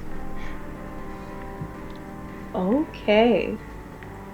You engage with the shopkeeper. They are very terse. They don't talk any more than they have to. That's just the sort of interaction that people have down here. But you kind of see them sizing you up silently with their eyes. Pleasure to make your acquaintance. I'm Zahir al-Hilal ibn. Convey your wares. How much would a few grams of dream lily cost me? As you say this, you see this man's eyebrows shoot skyward beneath his hood, and a couple of the people who are browsing his wares around you actively pause and turn toward you. Make an insight check. I am the king of subtlety. I'm so Anybody- good at rolling. Anybody who's watching this scene go down can also make an insight check if they want to, if they're not focused on finding the other shop. I am figuratively and literally on fire. Astel was definitely giving a side eye as the conversation was going down between Wilnan and Zahir, Mhm. and eyes will flare up as Zahir announces to the public who he is. Well, I didn't yell it out. It was just a conversational. It was at a normal voice tone. Mm-hmm. Yeah. Zahir, you don't really notice any of the weird looks. You're too busy introducing yourself with the proper amount of flair in this conversation with the shopkeep, as your name deserves. Everybody else, pretty much, you clock that even though he didn't yell it or anything, the act of outright declaring your full name down here in the night market where everybody is doing their best to keep their identity under wraps and not draw any attention, he might as well have screamed it in the middle of the street.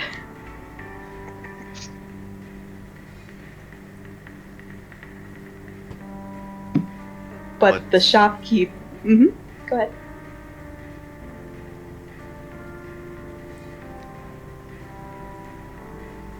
I think Astel would walk over to the stall where Zahir is, as he's finished declaring his name.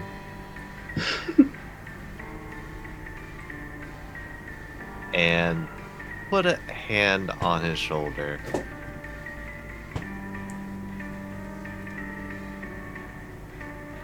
Yes, Estelle?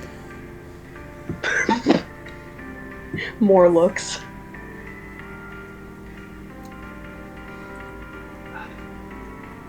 Sorry about my friend. He doesn't know how things work down here.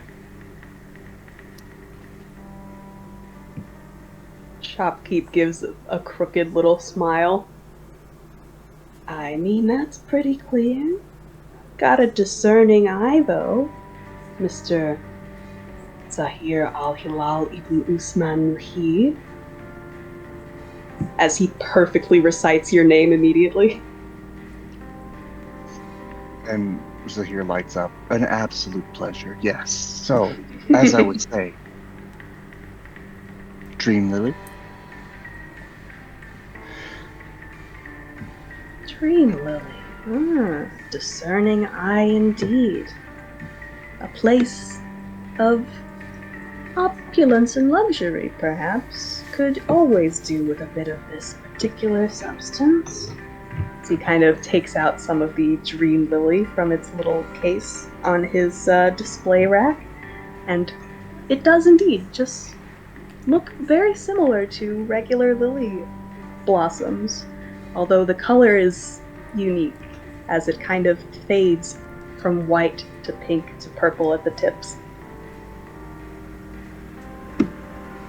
Well, I mean, since you appreciate the finer things, I'll cut you a nice deal for a whole blossom at only 30 gold.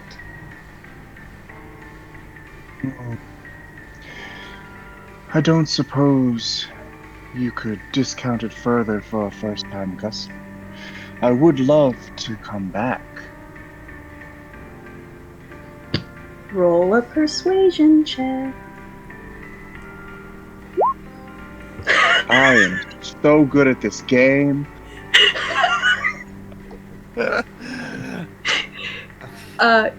You see the smile fade from his face as his eyes kind of look you up and down shrewdly, and he kind of leans his face in one hand as he holds the blossom in the other carelessly.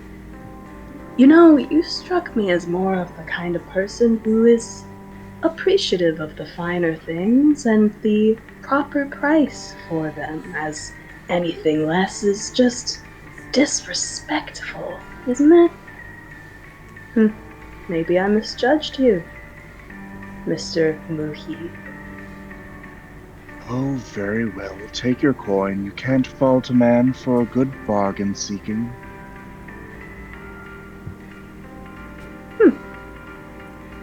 Wise. Holds out his hand expectantly. Drops 30 gold in it. All right. And in exchange, you receive one full blossom of dream lily. There are 5 petals, and each is a single use.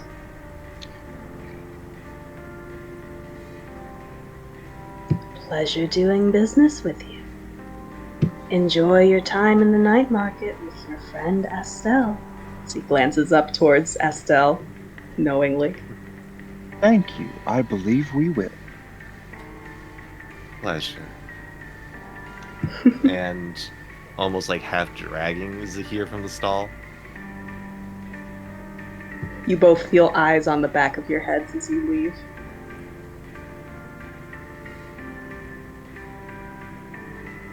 Right, now we have a big target on our back. Or what? But our exit is right in front of us, so I think we should just leave. Yeah.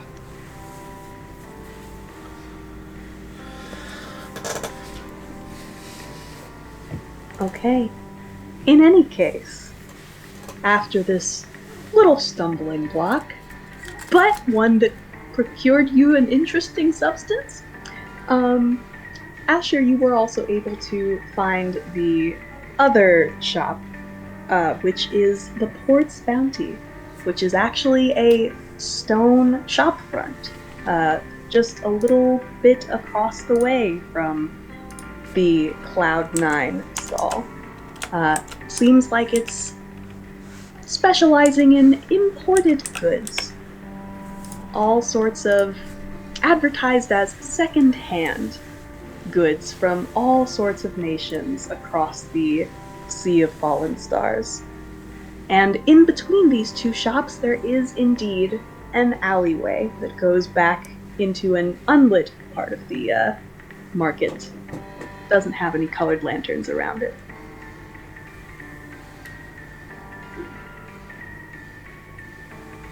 Expecting me, seeing a party behind me, turns around. Is it only me and Vilnan?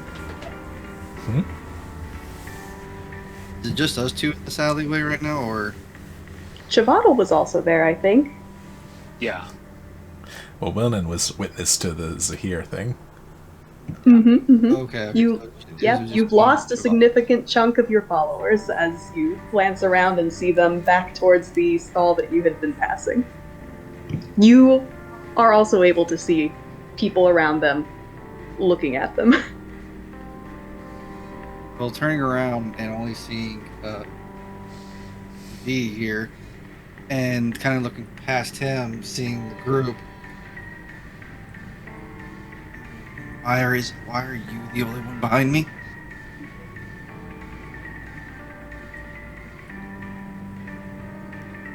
I told him to stick with Just- me.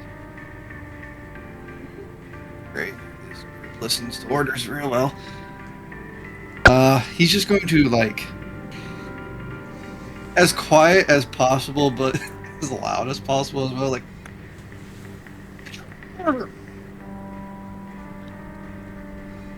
getting the other group's attention without really moving from this alleyway.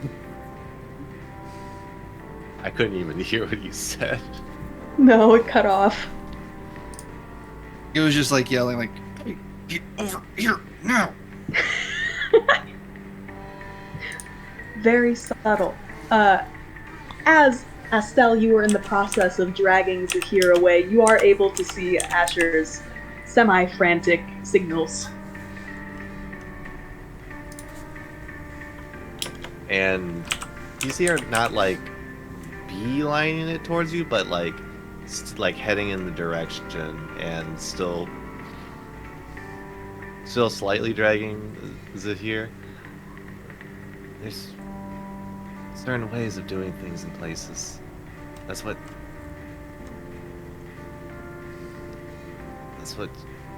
the subtle thing was about.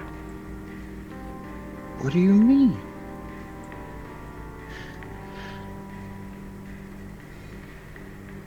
It's not as if I purchased any illicit substances.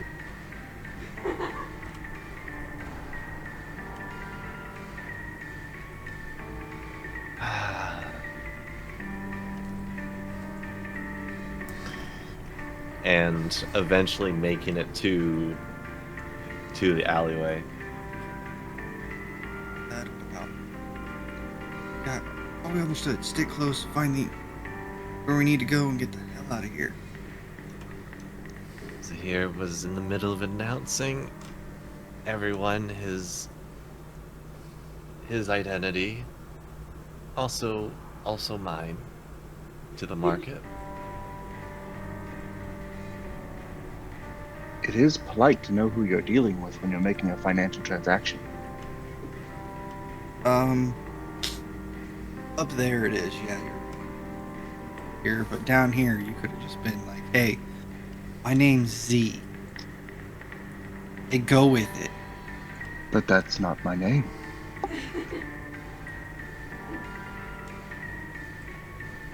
It's a part of your name. All right, eh? That works. Great. We're understanding each other now. Right. Just get down the alley and yell, Master. All right. Don't yell it. Clearly say it. Vocalize it. Because we already brought enough attention to this group as is.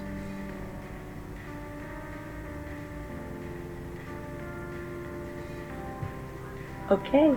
As you walk down the darker little alleyway,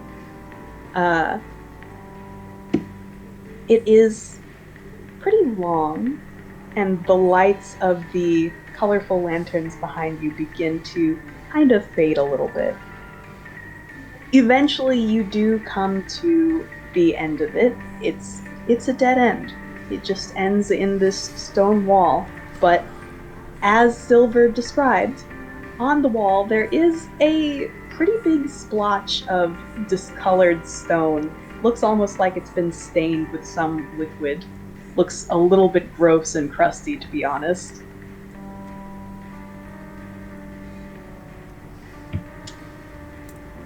Oh, go ahead.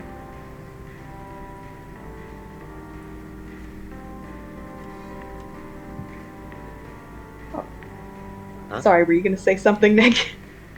No, I wasn't. Oh, sorry. Okay.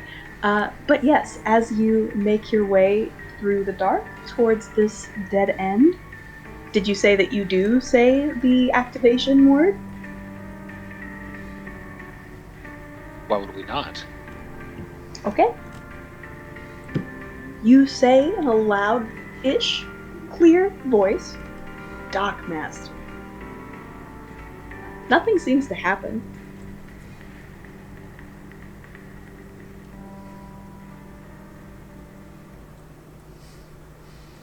What do you do? I'll walk Does into the this wall. smudge Walking through look- Okay, as Wilman, without even pausing, walks directly face first into the dead-end alley wall and is gone.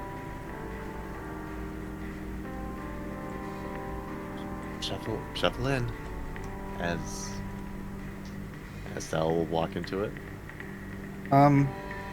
Asher will be the last one in, and he just wants to hear if anyone is following them at this point. Make a perception check.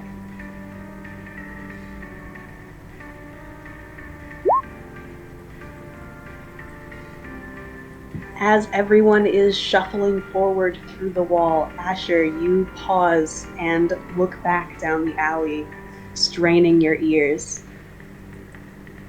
And you're able to hear some pairs of echoing footsteps coming closer slowly.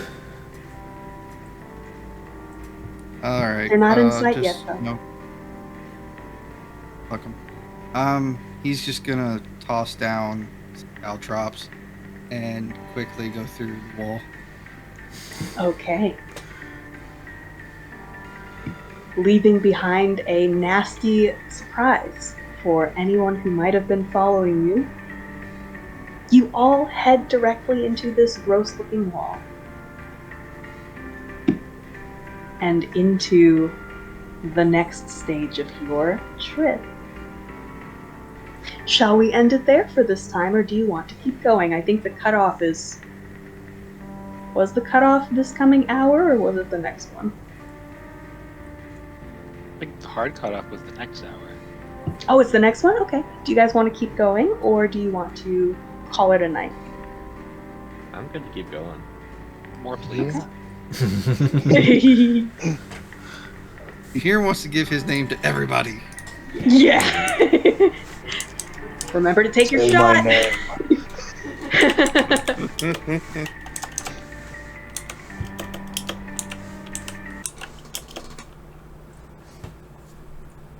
Okay. As you all step through this wall, you come out, and the first thing you notice is that your feet immediately splash into ankle-deep brine as you emerge in this cave almost, although you can see the opening clearly that opens into overcast dusk skies. But all around you is ankle-deep seawater just slowly drifting in waves from the entrance of the cavern.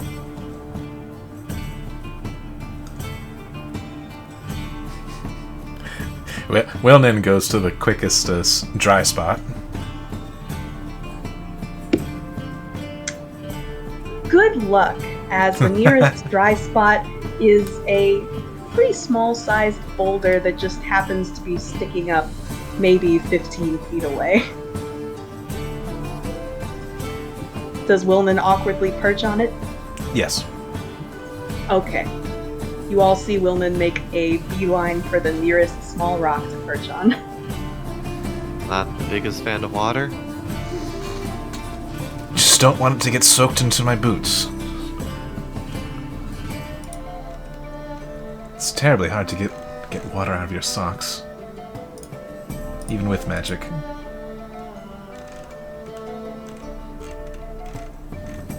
Asher's just like trudging through and just states to the group, don't stay too long. I'm pretty sure we have some visitors behind us.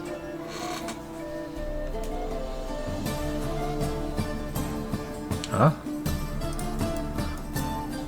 Let's get moving. Yeah, I was the last one to come through, and there was a pair of footsteps shortly behind us. Ah, You know, when you announce who you are, and give out friends and co-workers, whatever, call it us, names, ransoms are immediately coming to mind right away. Unless you're like wanted thieves from other places or something like that. None of you are wanted, right? no. Not yet. Like that. As far as I'm aware. Not that I'm aware. Yeah, you all seem like a trustworthy bunch. Anyways, if anyone else comes up from that area, not friendly, good luck with them. Asher's trudging to the docks. Okay. As you wade your way towards the opening of this seaside cave, coming out of the entrance, you can see that it is a little cave cut by the waves into a rocky formation that is indeed just beside the docks of the sprawling, somewhat dismal city of Westgate. You can see this big stone arch carved with runes that arcs above the entire harbor area. Your little cave is somewhere around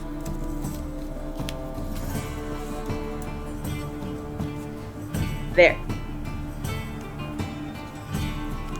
And there is your little cave is kind of hidden for the most part from the shore and from the docks. And there's this very faint, narrow, rocky path that leads along the cliff face directly over to the docks, which are a bustling hub of activity, just packed with all sorts of people, fishermen, sailors, some very sketchy looking people that you might make some assumptions about their line of duty on the sea. The harbor is very full of all sorts of ships, and there are even a couple more ships that seem to be waiting just beyond the harbor for a place to open along the docks.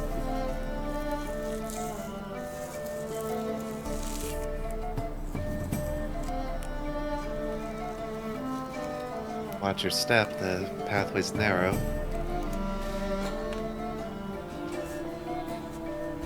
Alright.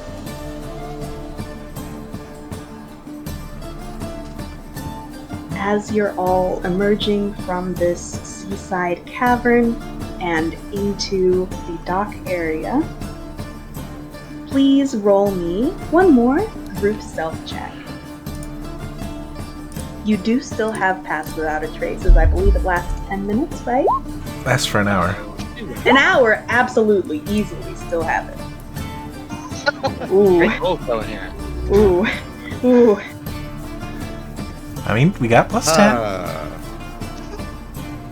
Significantly raises the average. Oh, We were so fucked on the trail. Damn. Okay. All right. Well, good. Thank God for Chavatal's Pass Without Trace, because that could have gone very differently. As you are all making your way along this rocky path, a couple of you kind of slip and clatter slightly in the rocks on the slick seaside, but Chavatal's magic still lingers around you and almost seems to muffle the clatter of stone with a quiet hiss of steam or smoke. And you don't seem to draw too much attention as you emerge onto the docks themselves. It doesn't look like anyone has necessarily clocked your presence, obviously.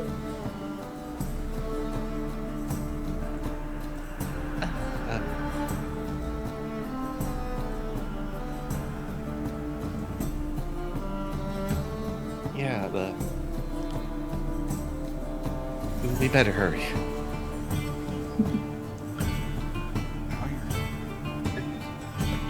Look like we belong and we're trying to gain passage on boat as we are, but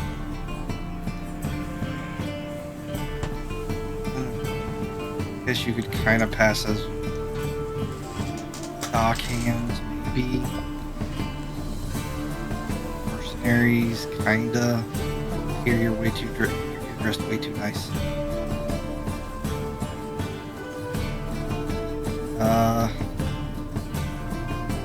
What can your story be?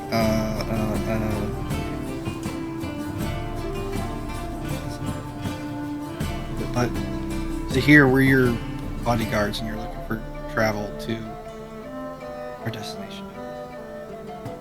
Good, everybody? Anyone got any better ideas? sounds Off the top of plausible. my head? No.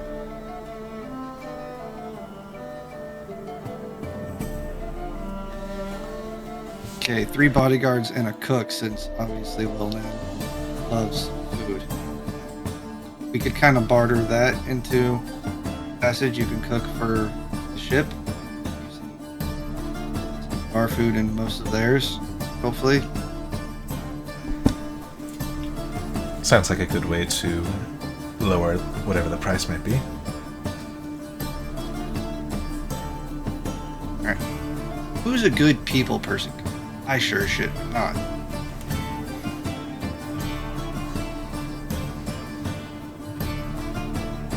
Anybody like to talk? I'm okay at it. But if we're Everyone. going with bodyguards protecting a porn person, I'm sure that's not too far off from how you actually are, Zahir. Well, I was going to say everyone gets unhappy when I talk now. Not everyone. Oh, thank you, Wilma.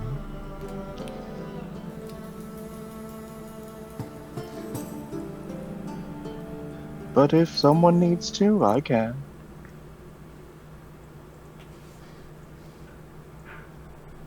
Perfect. We'll just look intimidating and like we've done this before. Yes. How many ships are at the port? A lot of varying different types. This is one of the busiest ports that you've ever seen. In fact, anyone who's interested can roll a history check about the port city of Westgate.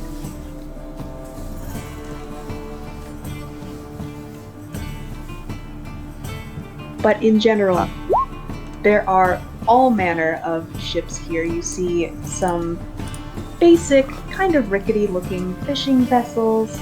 You see trade ships from various nations. You see what even appears to be one or two naval vessels. Just all manner of stuff.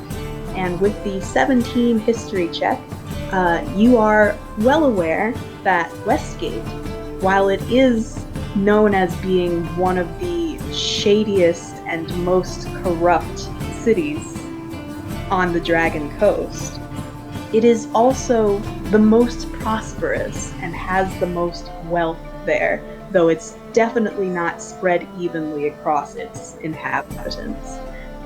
It enjoys trade from pretty much every other nation that is around the Sea of Fallen Stars, with the notable exception of Cormyr, which has a very long-standing rivalry with Westgate, as it is one of the few nations in the area that isn't under some amount of Cormyr colonization or some amount of influence or control.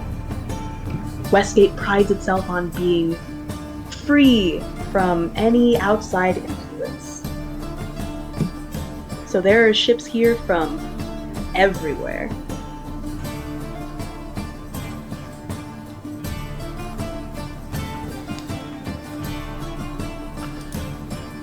Alright, so goal is to find a ship that is sailing close to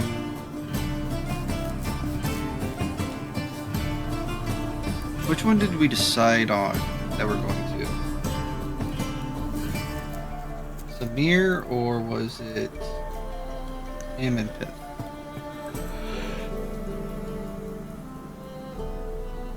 Want to go to the map? Yes, please.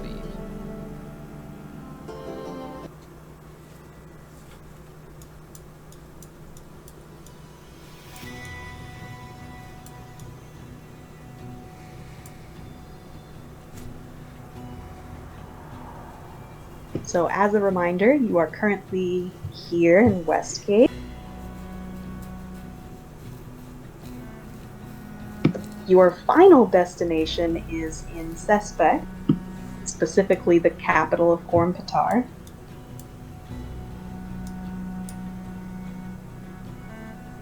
Yes, down there. You were advised not to try and go the whole way by sea, as there was a third party that attempted that and lost contact with the crew. So you were advised that you could go to any of the cities along the coast before getting to Sespec, like Fla. Or, did they advise about those cities? They definitely mentioned Fla or Reth would both be viable options. My notes helpfully say we could travel to Reth or Hlath, but I don't remember if we decided on one or the other. I don't think we did. No, we definitely didn't. I know that much. Do you bust out the map and begin discussing this on the dock? That's not suspicious. There are lots of travelers here. I mean, I think Uh, Halath makes the most sense. It's closer and more connected.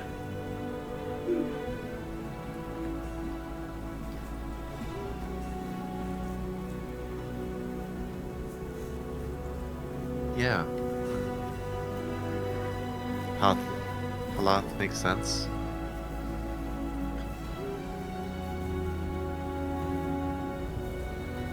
Yeah, I'm in agreement. We just gotta find a ship heading that direction. I would say split up, but I'm pretty sure probably just stay in a group for the time being.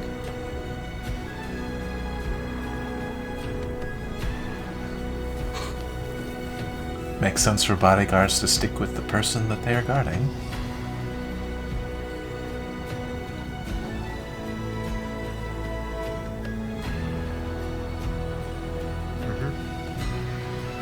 So are we going for ship, small ship, medium? What luxury or speed? Or something in the middle? I mean, if we get a choice, I think speed is what we're looking for. Asher just points to all the ships docked. It's kind of like a dealer's choice. Let's just hope they're going that direction. Or maybe we can talk them into going. I don't know. It may be. Seems pretty confident in persuading people. Also, If we choose a smaller ship and there were mishaps en route, it could become our ship. only if those mishaps are them turning against us. Or All if- sorts of things can happen on the water. Or I guess if something unfortunate happens to the crew beyond our control. It seems like there was something happening with the last crew that tried to get closer to suspect. If I had to take a gamble, I would say pirates.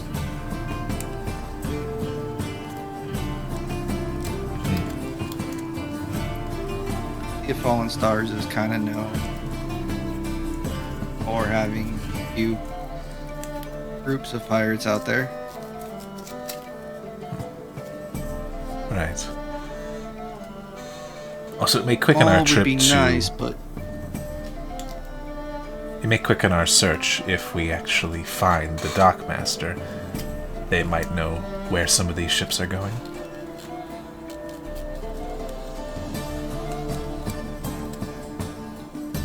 I think it's gonna be going after Dockmaster. Just look for someone with that looks important and is taking coin from people. Writing stuff down, I guess.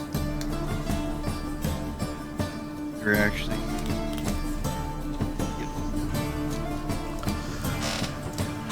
But as you are discussing this amongst yourselves, suddenly you hear a loud splash, followed by the sound of screams and thrashing in the water.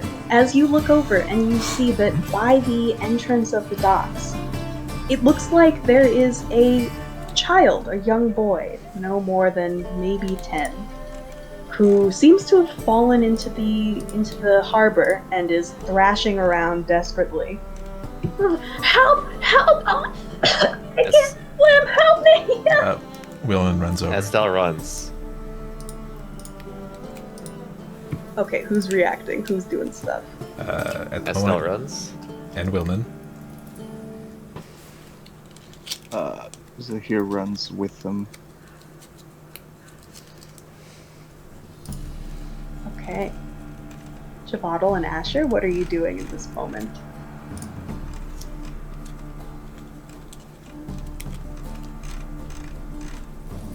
I mean, seeing the others run towards this, Chvadal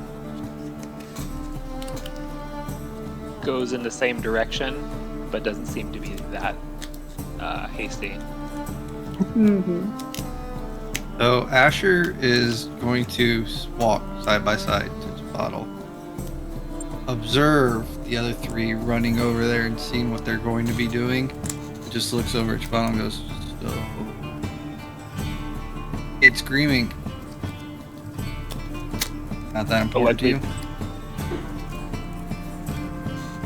How likely do you think that children in a town surrounded by water would not know how to swim?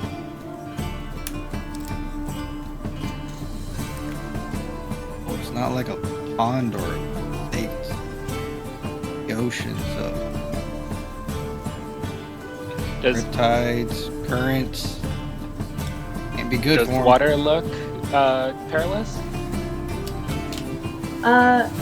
As you look down at the water, making your comment, actually both Asher and Jabottle can roll perception checks, as the rest of the group is sprinting over towards this distressed child.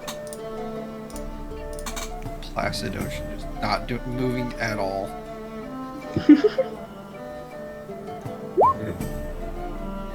Ooh, on the same wavelength. So, as Jabottle brings this up, you both glance over, and Asher, you were discussing the dangers of the ocean. The waters of the harbor, they have the expected slight choppiness that you would expect from seas that are constantly having ships pass through them, but they don't look particularly dangerous. They don't even seem that deep, as you can kind of see the bottom not too far beneath the docks. And yeah, Jabottle, like, how would someone not know how to swim if they live beside this shallow harbored port town? As you see that the child flailing around like a fish out of water, ironically, managing to keep his head above water the whole time, as he shouts out for help and is looking around to see if anybody is coming to help him. Or parenting, really.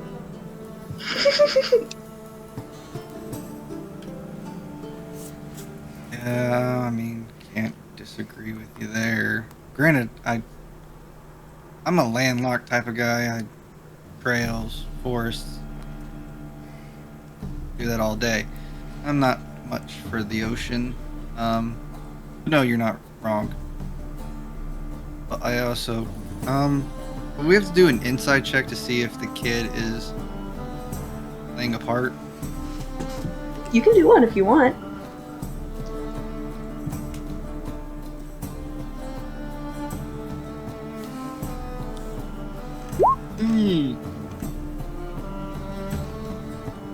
That kid's screaming really loud. You do notice that his eyes keep darting around on the deck, on the docks, as if searching for people who are responding. Meanwhile, most people on the docks aren't responding. You see several people just glance over and then go back to what they were doing.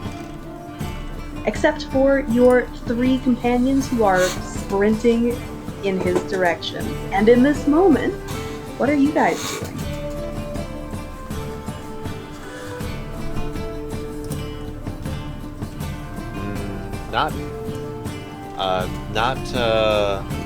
Not much is really said as Estelle dropping her pack by the docks, like once she gets close enough.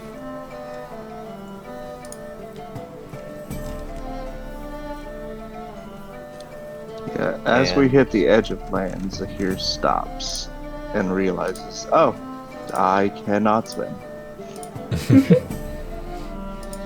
Estelle, does it look like you're going to jump in? About to.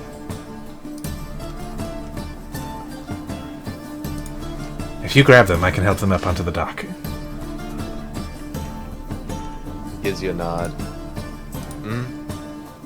And dives in. So yeah, Wilnan will stay on the dock, but like melt down to like have a hand out to reach out to grab and help them up. Okay, as Astel, you dive into the waters of the harbor next to this child, and you come up where the child is kicking and flailing. Up! Help! Up! I can't swim! Help!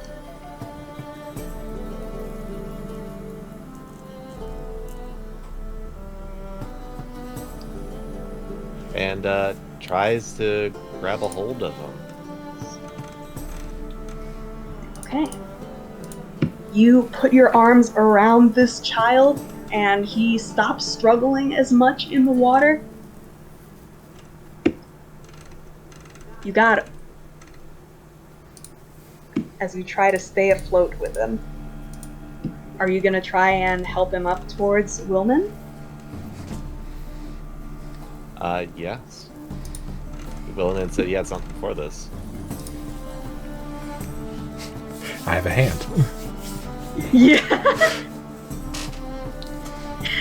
Okay, either each of you individually, or one of you with advantage, please roll an athletics check. Okay. The wizard or the barbarian? My athletics isn't actually that great, but I will roll. Is it better than nothing? It is a bit better than nothing.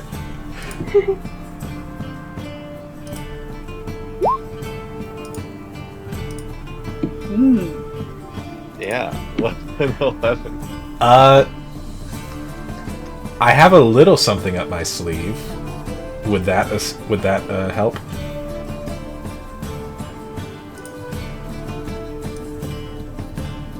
A little something? A little something. It might help. Okay. If that's a failure, I have a thing I can help too. Ooh. That was indeed going to be a failure.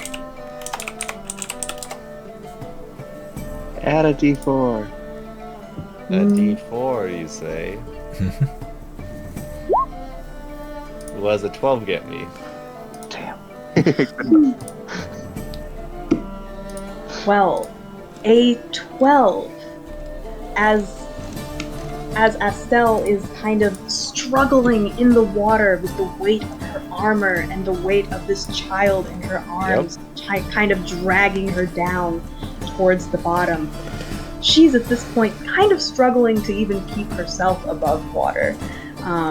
As she strains to try and lift this child, he's kind of heavy to push out of the water, and you're having a hard time, but suddenly it's as if he gets a little bit lighter in your arms, and you are able to muster your strength and push him up high enough that he can reach out and desperately grab at Wilnan's extended hand. Alright, I gotcha.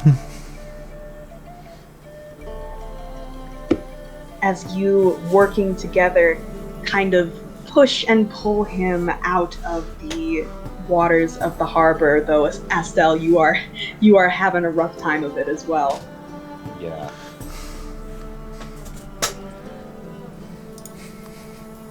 Here, grab my hand, Estelle. Trying to reach out?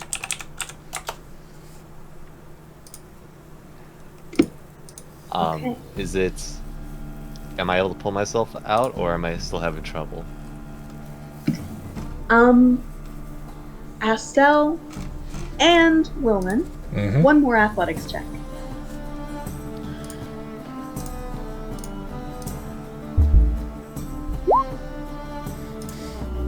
Good, solid, middle of the road.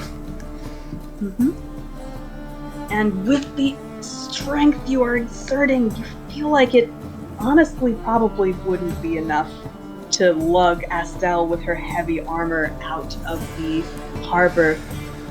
And yet, somehow, the both of you working together, Astel, you feel as if some of the weight of the water on your armor dragging you down lessens a little bit. Maybe more than a little bit. As you're able to kind of pop up out of the waves and be pulled onto the docks alongside the child. There we go. No problem with teamwork, huh? Yeah. You alright, kid? You alright? As the child is just kind of sputtering and wiping seawater out of his eyes. Oh, that was scary. Oh, thank you. I should watch my step more, I guess. Yes, where are your parents?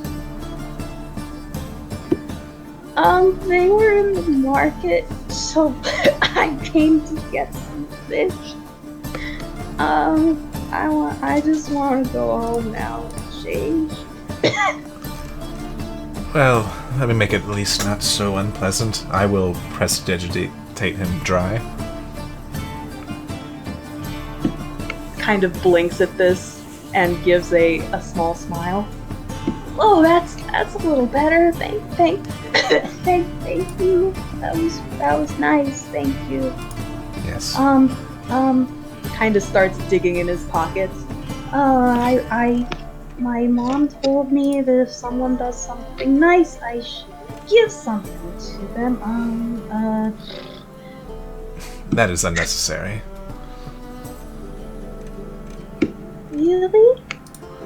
Of course. You were in need, and we were only too happy to help. You said you were going to buy fish for your family? Yeah, but I don't really feel like it now. I'm just gonna. No, They'll be no fine. worries. I'll go home. Let me help with that. And Estelle reaches in her pocket to try and drag the money out to Okay. try and, Do you keep your coin purse in your pocket or in your bag?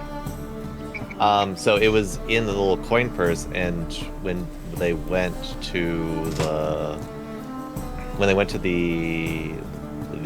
dark market, the night market, she put it in the coin purse in a little pouch by her side. Ah, right. Okay. Yeah, you reach into your coin purse. Reach into the coin purse and take out one gold piece. Okay. You see his eyes get big as he looks at the gold. Just takes one piece out and places or cups his hand and puts it in the left palm. Try and get some really nice fish for your parents. They must be worried about you.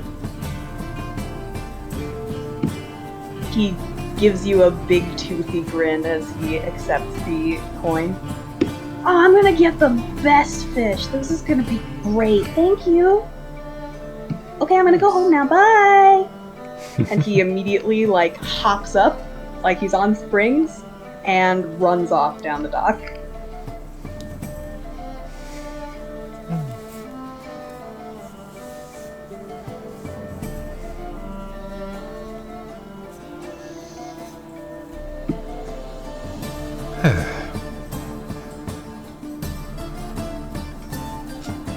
Could I do an insight check? You can. Also, where were Asher and Chivadal looking during this whole exchange?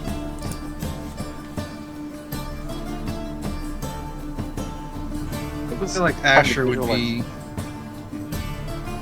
talking to Javadal, but occasionally looking over at him and then keeping an eye on the scenario, going play by play, okay, they jumped in. Let me talk to Javadal.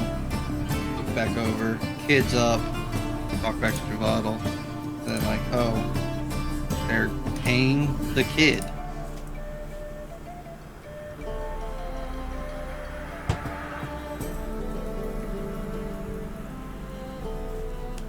Don't understand it.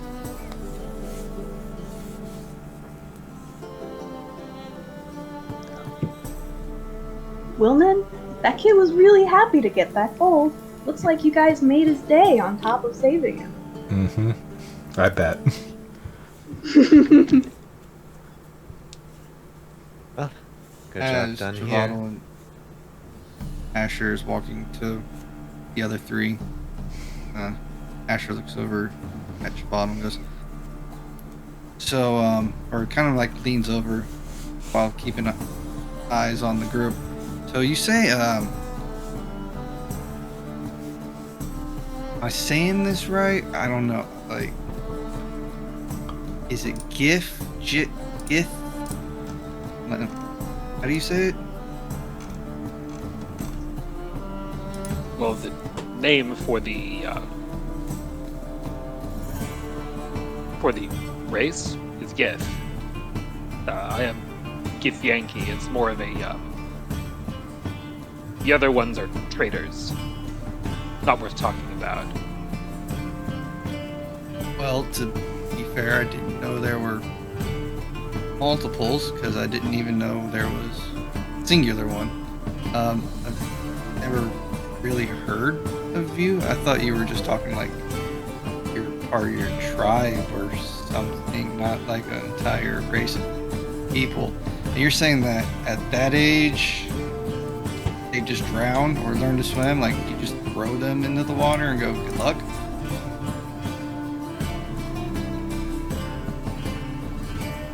Pretty much. Many children don't survive to adulthood.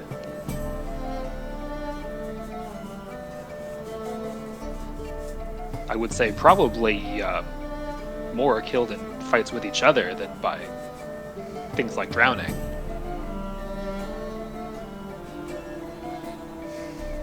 They come from a foreign civilization? What the hell? You're more right than you know. Creepy.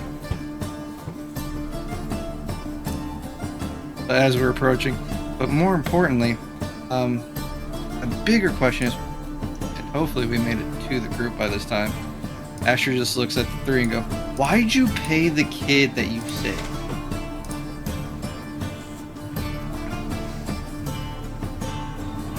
Looking at Asher.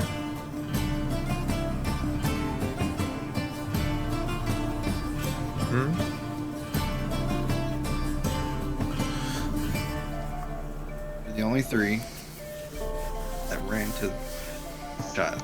You know, it's continued working. Took a 5-second look, went back on with their day.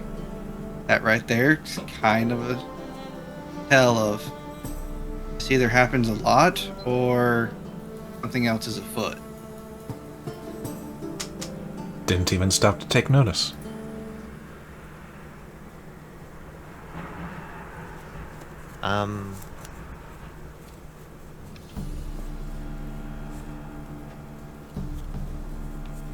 Seemed like that kid was having a rough time. I mean, I'm pretty sure he was okay. He didn't really go under the water a lot. Head seemed to be pretty good above it. I also, have you seen my bag? My backpack's, I don't, kind of looking back.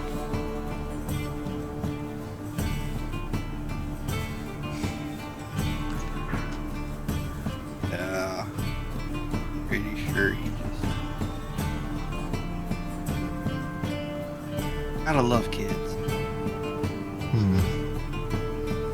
Was there anything important in your bag?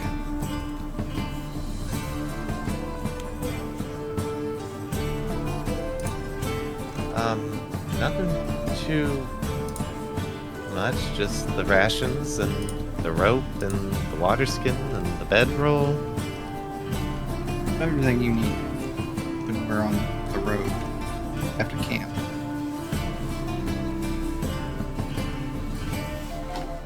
Right? Yes. Right.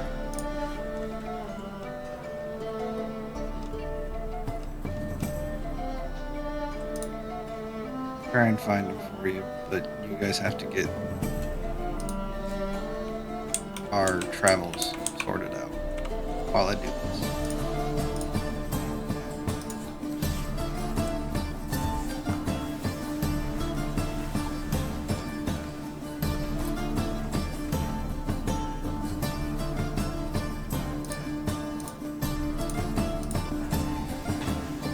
Okay, so it looks like Asher has taken it upon himself to try and locate the missing bag.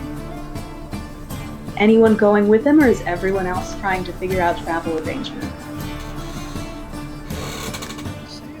Sam, bro. No, go ahead, split the party in Westgate. That's all good. Are you sure you wish to go alone? I said I'd go get it. I didn't say you didn't have to come with me. Just we need to get travel arrangements done sooner rather than later.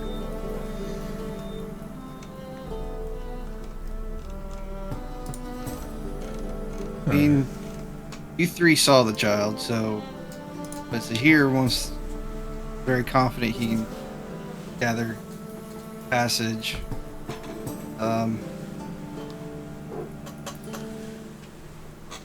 Well, if you don't have a preference for which boat I'm going to pick, then I'll do what I can. Perfect. Works for me. Well then, I mean, I feel like you kind of have to go with Zahir to To sell the chef. using your skills. Yeah, and then now here's the question, Bodor. L, do you want to come with me? But one of us has to stay here and play the role of bodyguard. Estelle's still wringing out water from her cloak.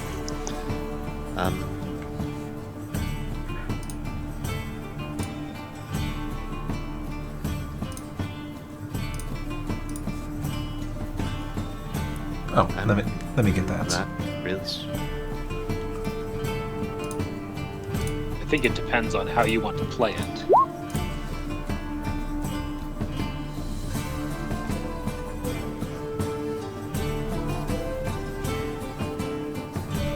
Estelle, if you What's your meaning?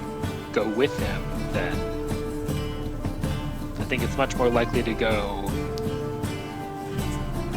with a softer touch.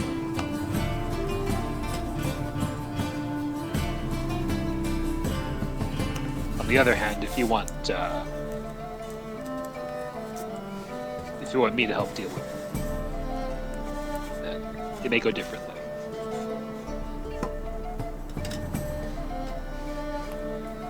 What is Estelle's current demeanor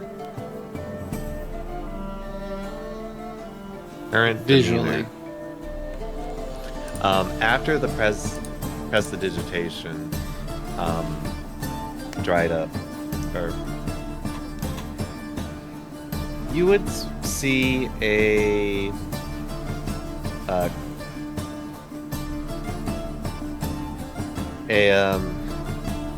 you would see her face and the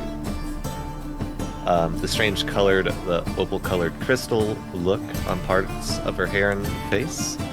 You would see the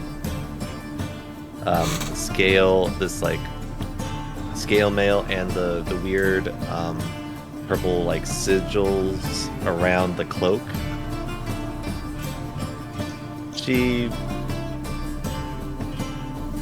She definitely looks more of a knight than a mercenary or of some sort.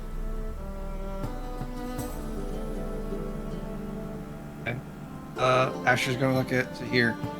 So, do you want to look like royalty or you hired a bunch of goons to protect you? Oh, well, either one. I could play either one. Looking at Bell. Alright, you get the knight. Oh no, let's go. Yeah.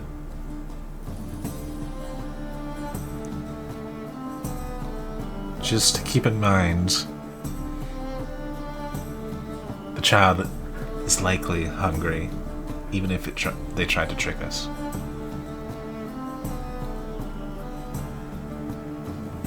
Promise you, child will live. Not that heartless. I am sorry about the trouble I caused.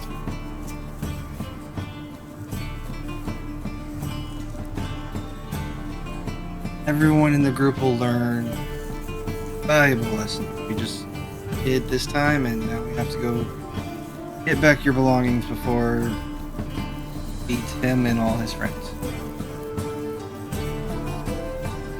Asher's going to Meanwhile- start tracking the child.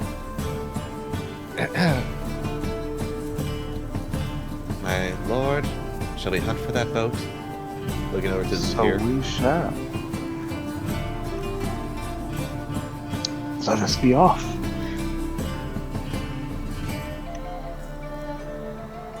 As you part ways on your varying tasks. So let me get this straight. So we've got Zahir and Astel trying to find passage on a ship. Wilman's with them too. Okay, and Wilman, okay. And Asher and Chavaddle are trying to track down the bag.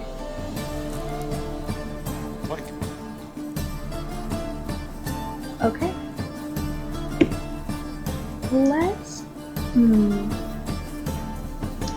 Let's go ahead and start with the ship. So we will stick to Zahir and his honor guard first. So what are you guys doing? Looking for a ship. Estelle trying to play the part, making sure that she kind of stands a little in front as they're walking, just so there's no strange interception that's going on. And Wilman's looking out for the dockmaster. Okay. Make a perception check, Wilman, for the dockmaster. So here, if you want to make a perception check, if there's a particular kind of ship you're looking for, or are you just looking for ships in general? Ships in general. Oh my god, they're all over the place. Being completely unfamiliar with the fancy boat things. Not quite sure what separates a good ship from a leaky tub. Fair enough. Well, here a ship, there a ship, everywhere a ship. You are succeeding heartily in your task so far. Wilman, there are so many ships. Yes. You haven't seen the dockmaster, have you? What's a dockmaster? As Mr. Locke said before, they are ones that keep track of all the ships and ports. You'll often see people handing them coin, and they'll have typically some sort of recording device, be it a clipboard or I've even seen like stone tablets. I will perception check for one of those as well. Okay, great. I am going to roll double digits at some point this game. At some point. But today is not that day. Okay, as you are both looking around for the dockmaster, this dock is hectic. It is chaotic. There are so many people bustling around here. You catch a glimpse of someone with what looks like a clipboard or piece of parchment, scribbling something down. But as you get a better view, you see that They're on a ship. They are taking stock of their cargo for that ship. That doesn't appear to be the dockmaster necessarily. And everybody else that you see, like, it's hard to see anybody exchanging coin in all of this chaos. Well, worst case scenario, we just pick one and walk up to it, right? I suppose until we find the dockmaster, that could be a way of potentially finding a ship. Alright, we're gonna pick a random ship and walk up to it. Okay, roll me a d4. Ooh.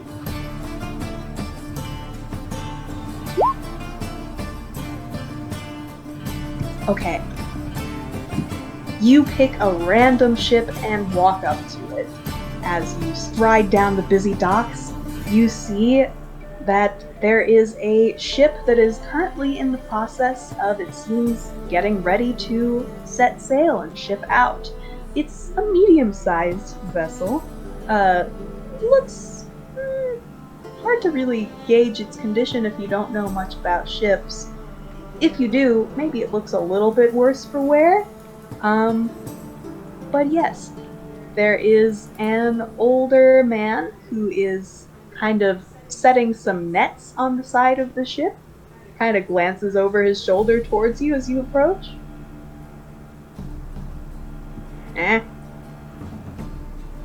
Estelle, announce me if you will.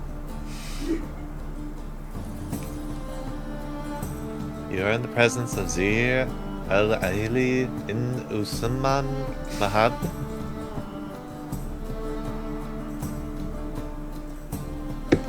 You see one of the older man's eyes just kind of squint. It's like, listen, we already paid our dock fees. How many times we gotta go over this shit with you people?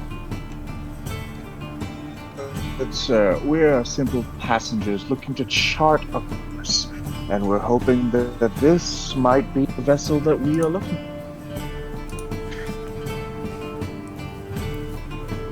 Kind of looks you up and down at this, Zahir. Charter of that, what? What are you, Hey, Nelson! Get your phony ass down here! You see another man pop his head over the side of the ship. This one a half-orc gentleman, looking a little scruffy. What's that? Oh, hello? Can we help you fellas with something? They say they're looking to... Yeah, go ahead, whatever, say your thing. That is indeed our dearest hope, sir. We're hoping to charter passage on a vessel, and we're hoping this is fun. You see a bemused expression on this man's face as he kind of looks between their humble ship and your fancy clothes and hangers-on. I mean, are you looking to charter a ship for a fancy ocean fishing expedition? 'Cause, I mean, I guess we can scare up some cheap wine for you and take you out with our next fishing trip, but I don't know if that's quite your scene, honestly. Worry not, sir. We're in the market for quick and quiet.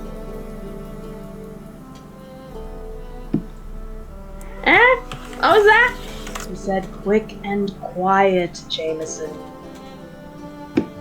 Quiet? I hate quiet. I can't hear quiet people. No quiet people on board. No, hang on. As the man in the ship kind of heads down. Okay, quick and quiet, you say. Alright. You just looking to head out into open sea? That's just a general little trip you want to take? Are you going somewhere specific? My lord is seeking to make it to the port of Halal. You see his eyebrows go up at this. And the other man's like, huh? What'd she say? Halaf, they want to go to Halaf. Eh? You got something caught in your throat, Sonny. Say that again. No, Halaf, it's the name of... Listen, fellas. I'm gonna be straight with you. That's something you won't find much of around here, by the way. So maybe be careful who you ask of this. I mean, no offense to the old lady, as he kind of slaps the boat. She's done some great duty, but I don't think she can make it that far down the coast. That's no small trip you're looking for. So, maybe not a humble fishing vessel like ours. Try one of the bigger ones, yeah? Well, do you have any suggestions? Captains you know well? Captains we know well. Not really the kind of fishermen that make deals with any of the local captains, I'll tell you that. But definitely stay away from that ship down there. He points off across the docks towards this quite large and grand looking ship, honestly. Got some very fancy looking rigging and masts. Pretty nice looking ship. He's like, don't go near that one. And yeah, you'll be fine. And what Any is reason for the caution? Oh, what Nick said? Well, yeah. Most people who go on board that ship don't come back. This isn't exactly your safest port on the coast, alright?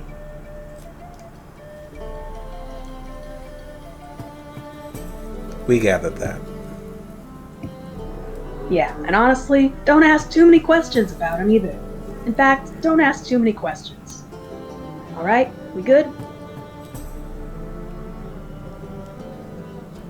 Oh, thank you.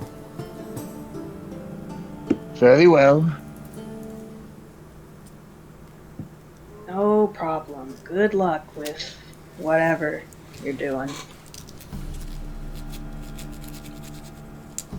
As they walk off, Zahir kind of turns.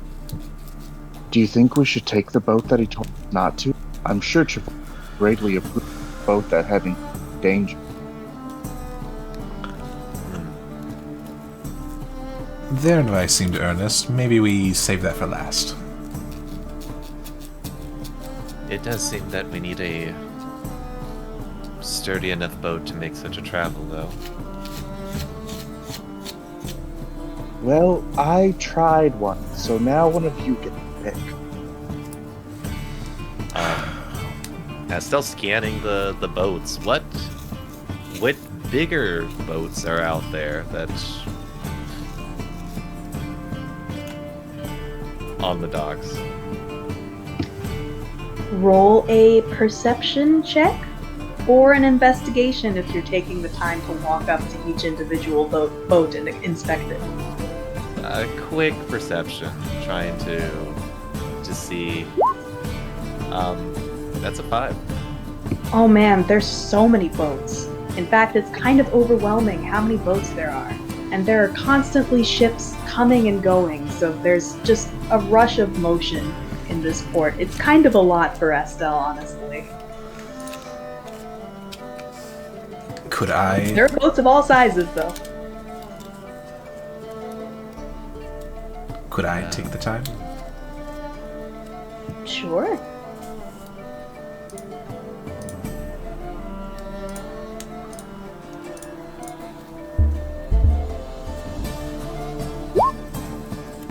'17 investigation. Okay. You take the time to walk around and specifically look at individual ships and size each one up and look for any distinguishing characteristics. And after a while, you find a pretty decently sized ship. Nothing fancy, but it looks pretty serviceable. And it has, flying from the top of its crow's nest, a flag that is colored in striped green and purple. And you recognize those as the colors of Chondath, which is the nation that Cloth is in. I think this one is a good bet. All right, let's do this routine again. Estelle, no more announcements. I think I can. I've got it. I'm sorry about this before. Oh, I greatly appreciate the attempt. We'll have to work on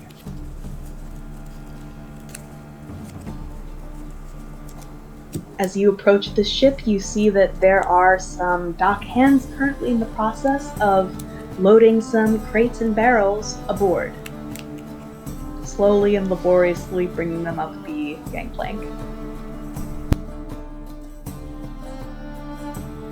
Gentlemen, could you point us to your captain?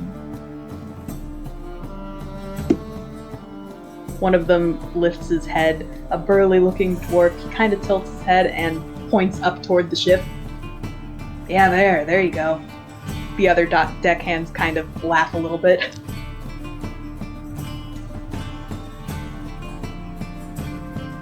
Well, that is the ship. Is the ship your captain? Nah, but he's in that direction. All right then. Gonna walk on the ship.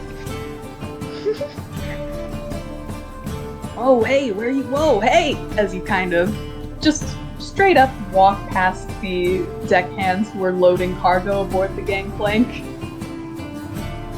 Oh, is your captain not this way? Yeah, you can't just... You're not a crew member, are you? And you're not very good at directions. You see the dwarf's face turn a shade of red that you haven't seen before in most humanoids.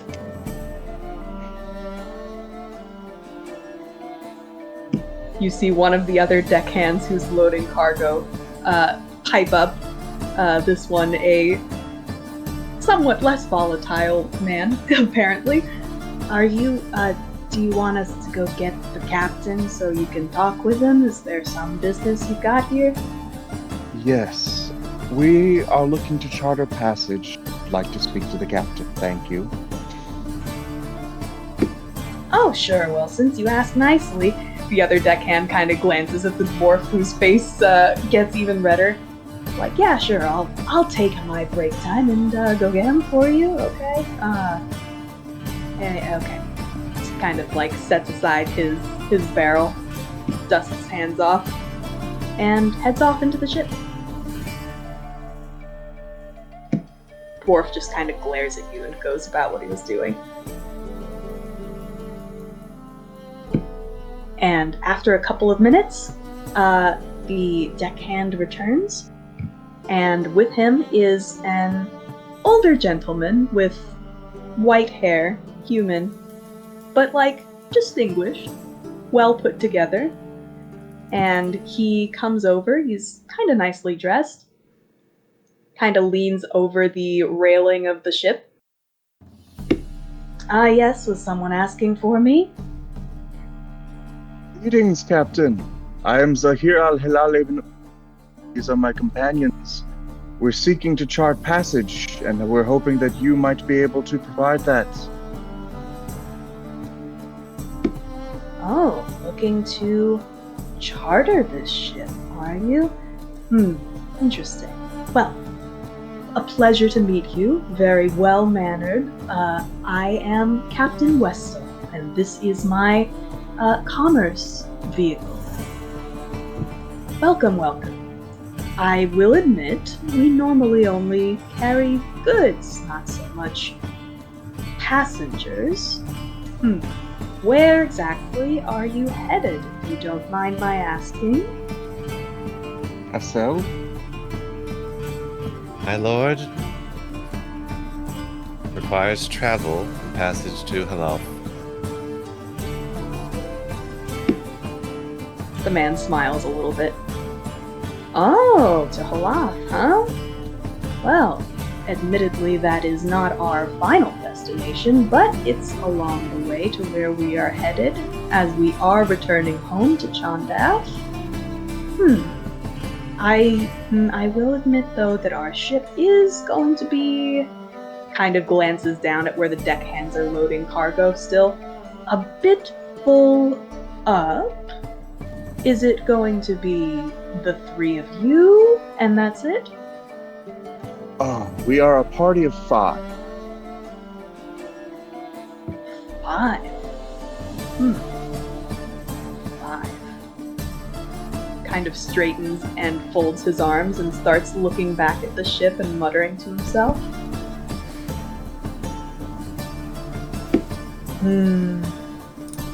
Now listen, I appreciate your civility, but this is not really a pleasure cruise kind of vehicle.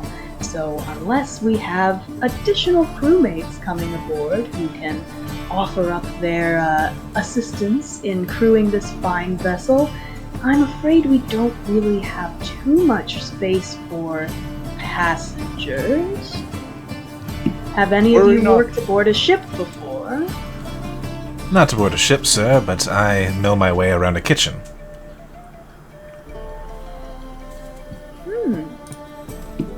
That's so. Make an insight check.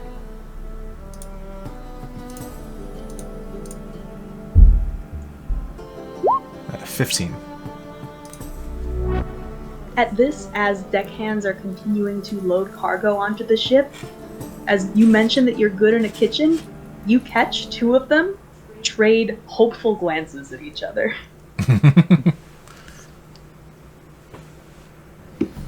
Good in the kitchen, you say. Interesting. Not the first time we've heard that claim, to be fair, right, boys? As he glances at the others, and they kind of give sullen chuckles.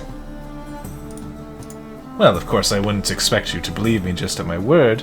I have a bit of soup here that I had prepared for a lunch I would have later, but feel free to try it.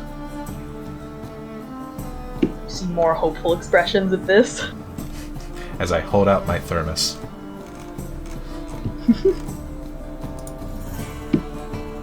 You see the captain raise his eyebrows at this, and then he starts strolling towards the gangplank, and the others quickly make way for him.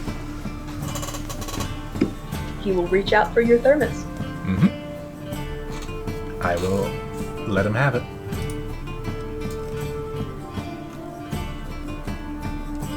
He takes the thermos and just kind of wafts it under his nose for a second. Roll me a... A flavor check? Yeah.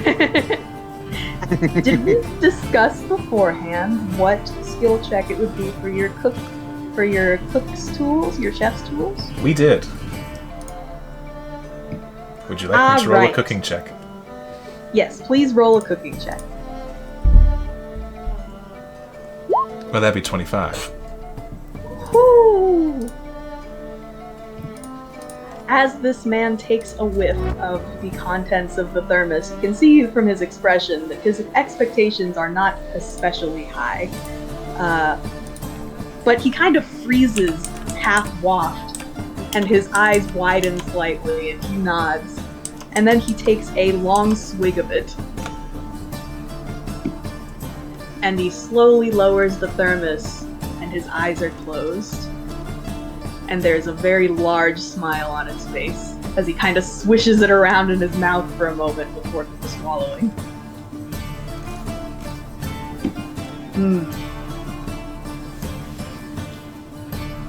Interesting. That is kind of opens his eyes and glances back toward the deckhands. That is honestly the best damn soup I've had in my life. You see, the hopeful expressions are no longer hidden as the deckhands mumble among themselves. Worry Kind not, of slowly Captain. looks back towards you. Go on. And worry not, Captain, if my good friend Wilman here to purchase our passage, the two gentlemen currently missing are strapping young, strong companions in my party.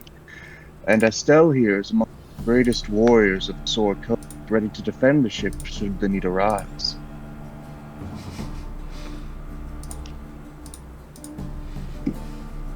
Kind of And looks Estelle simply between all of nods. you at this. Slowly, he reaches out and hands the thermos back to Wilman. You feel like all of the deckhands are holding their breath as they wait for his next words.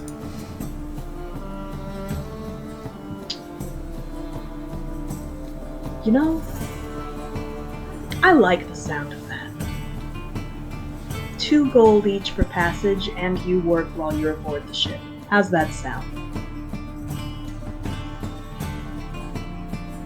Mind you, this is a fantastic deal. Out of character. This is a great deal that you are being offered right now. Mrs. here does look side to side to Wilman and Estelle to gauge that. Wilman nods. That And- sound good. And Estelle gives the nod as well. Well, we will take you up on your offer, Captain. When do you set sail? You hear the deckhands break into muted cheers at this as they continue about their business. The captain smiles. Well, we were actually hoping to set sail within maybe 3 hours or so. So, if you're ready by then, we can get going. Fantastic, we'll meet you then. Wonderful, claps his hands together. Looking forward to a pleasant voyage. 3 hours, huh?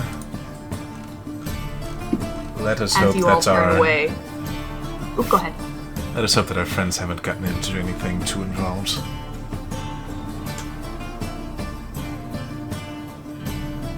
As you all turn away, you hear the captain in the background being like, turning to his men and being like, all right, somebody summon up Capesley and tell him that we will not require his services in the galley for this voyage. And you hear more muted cheers.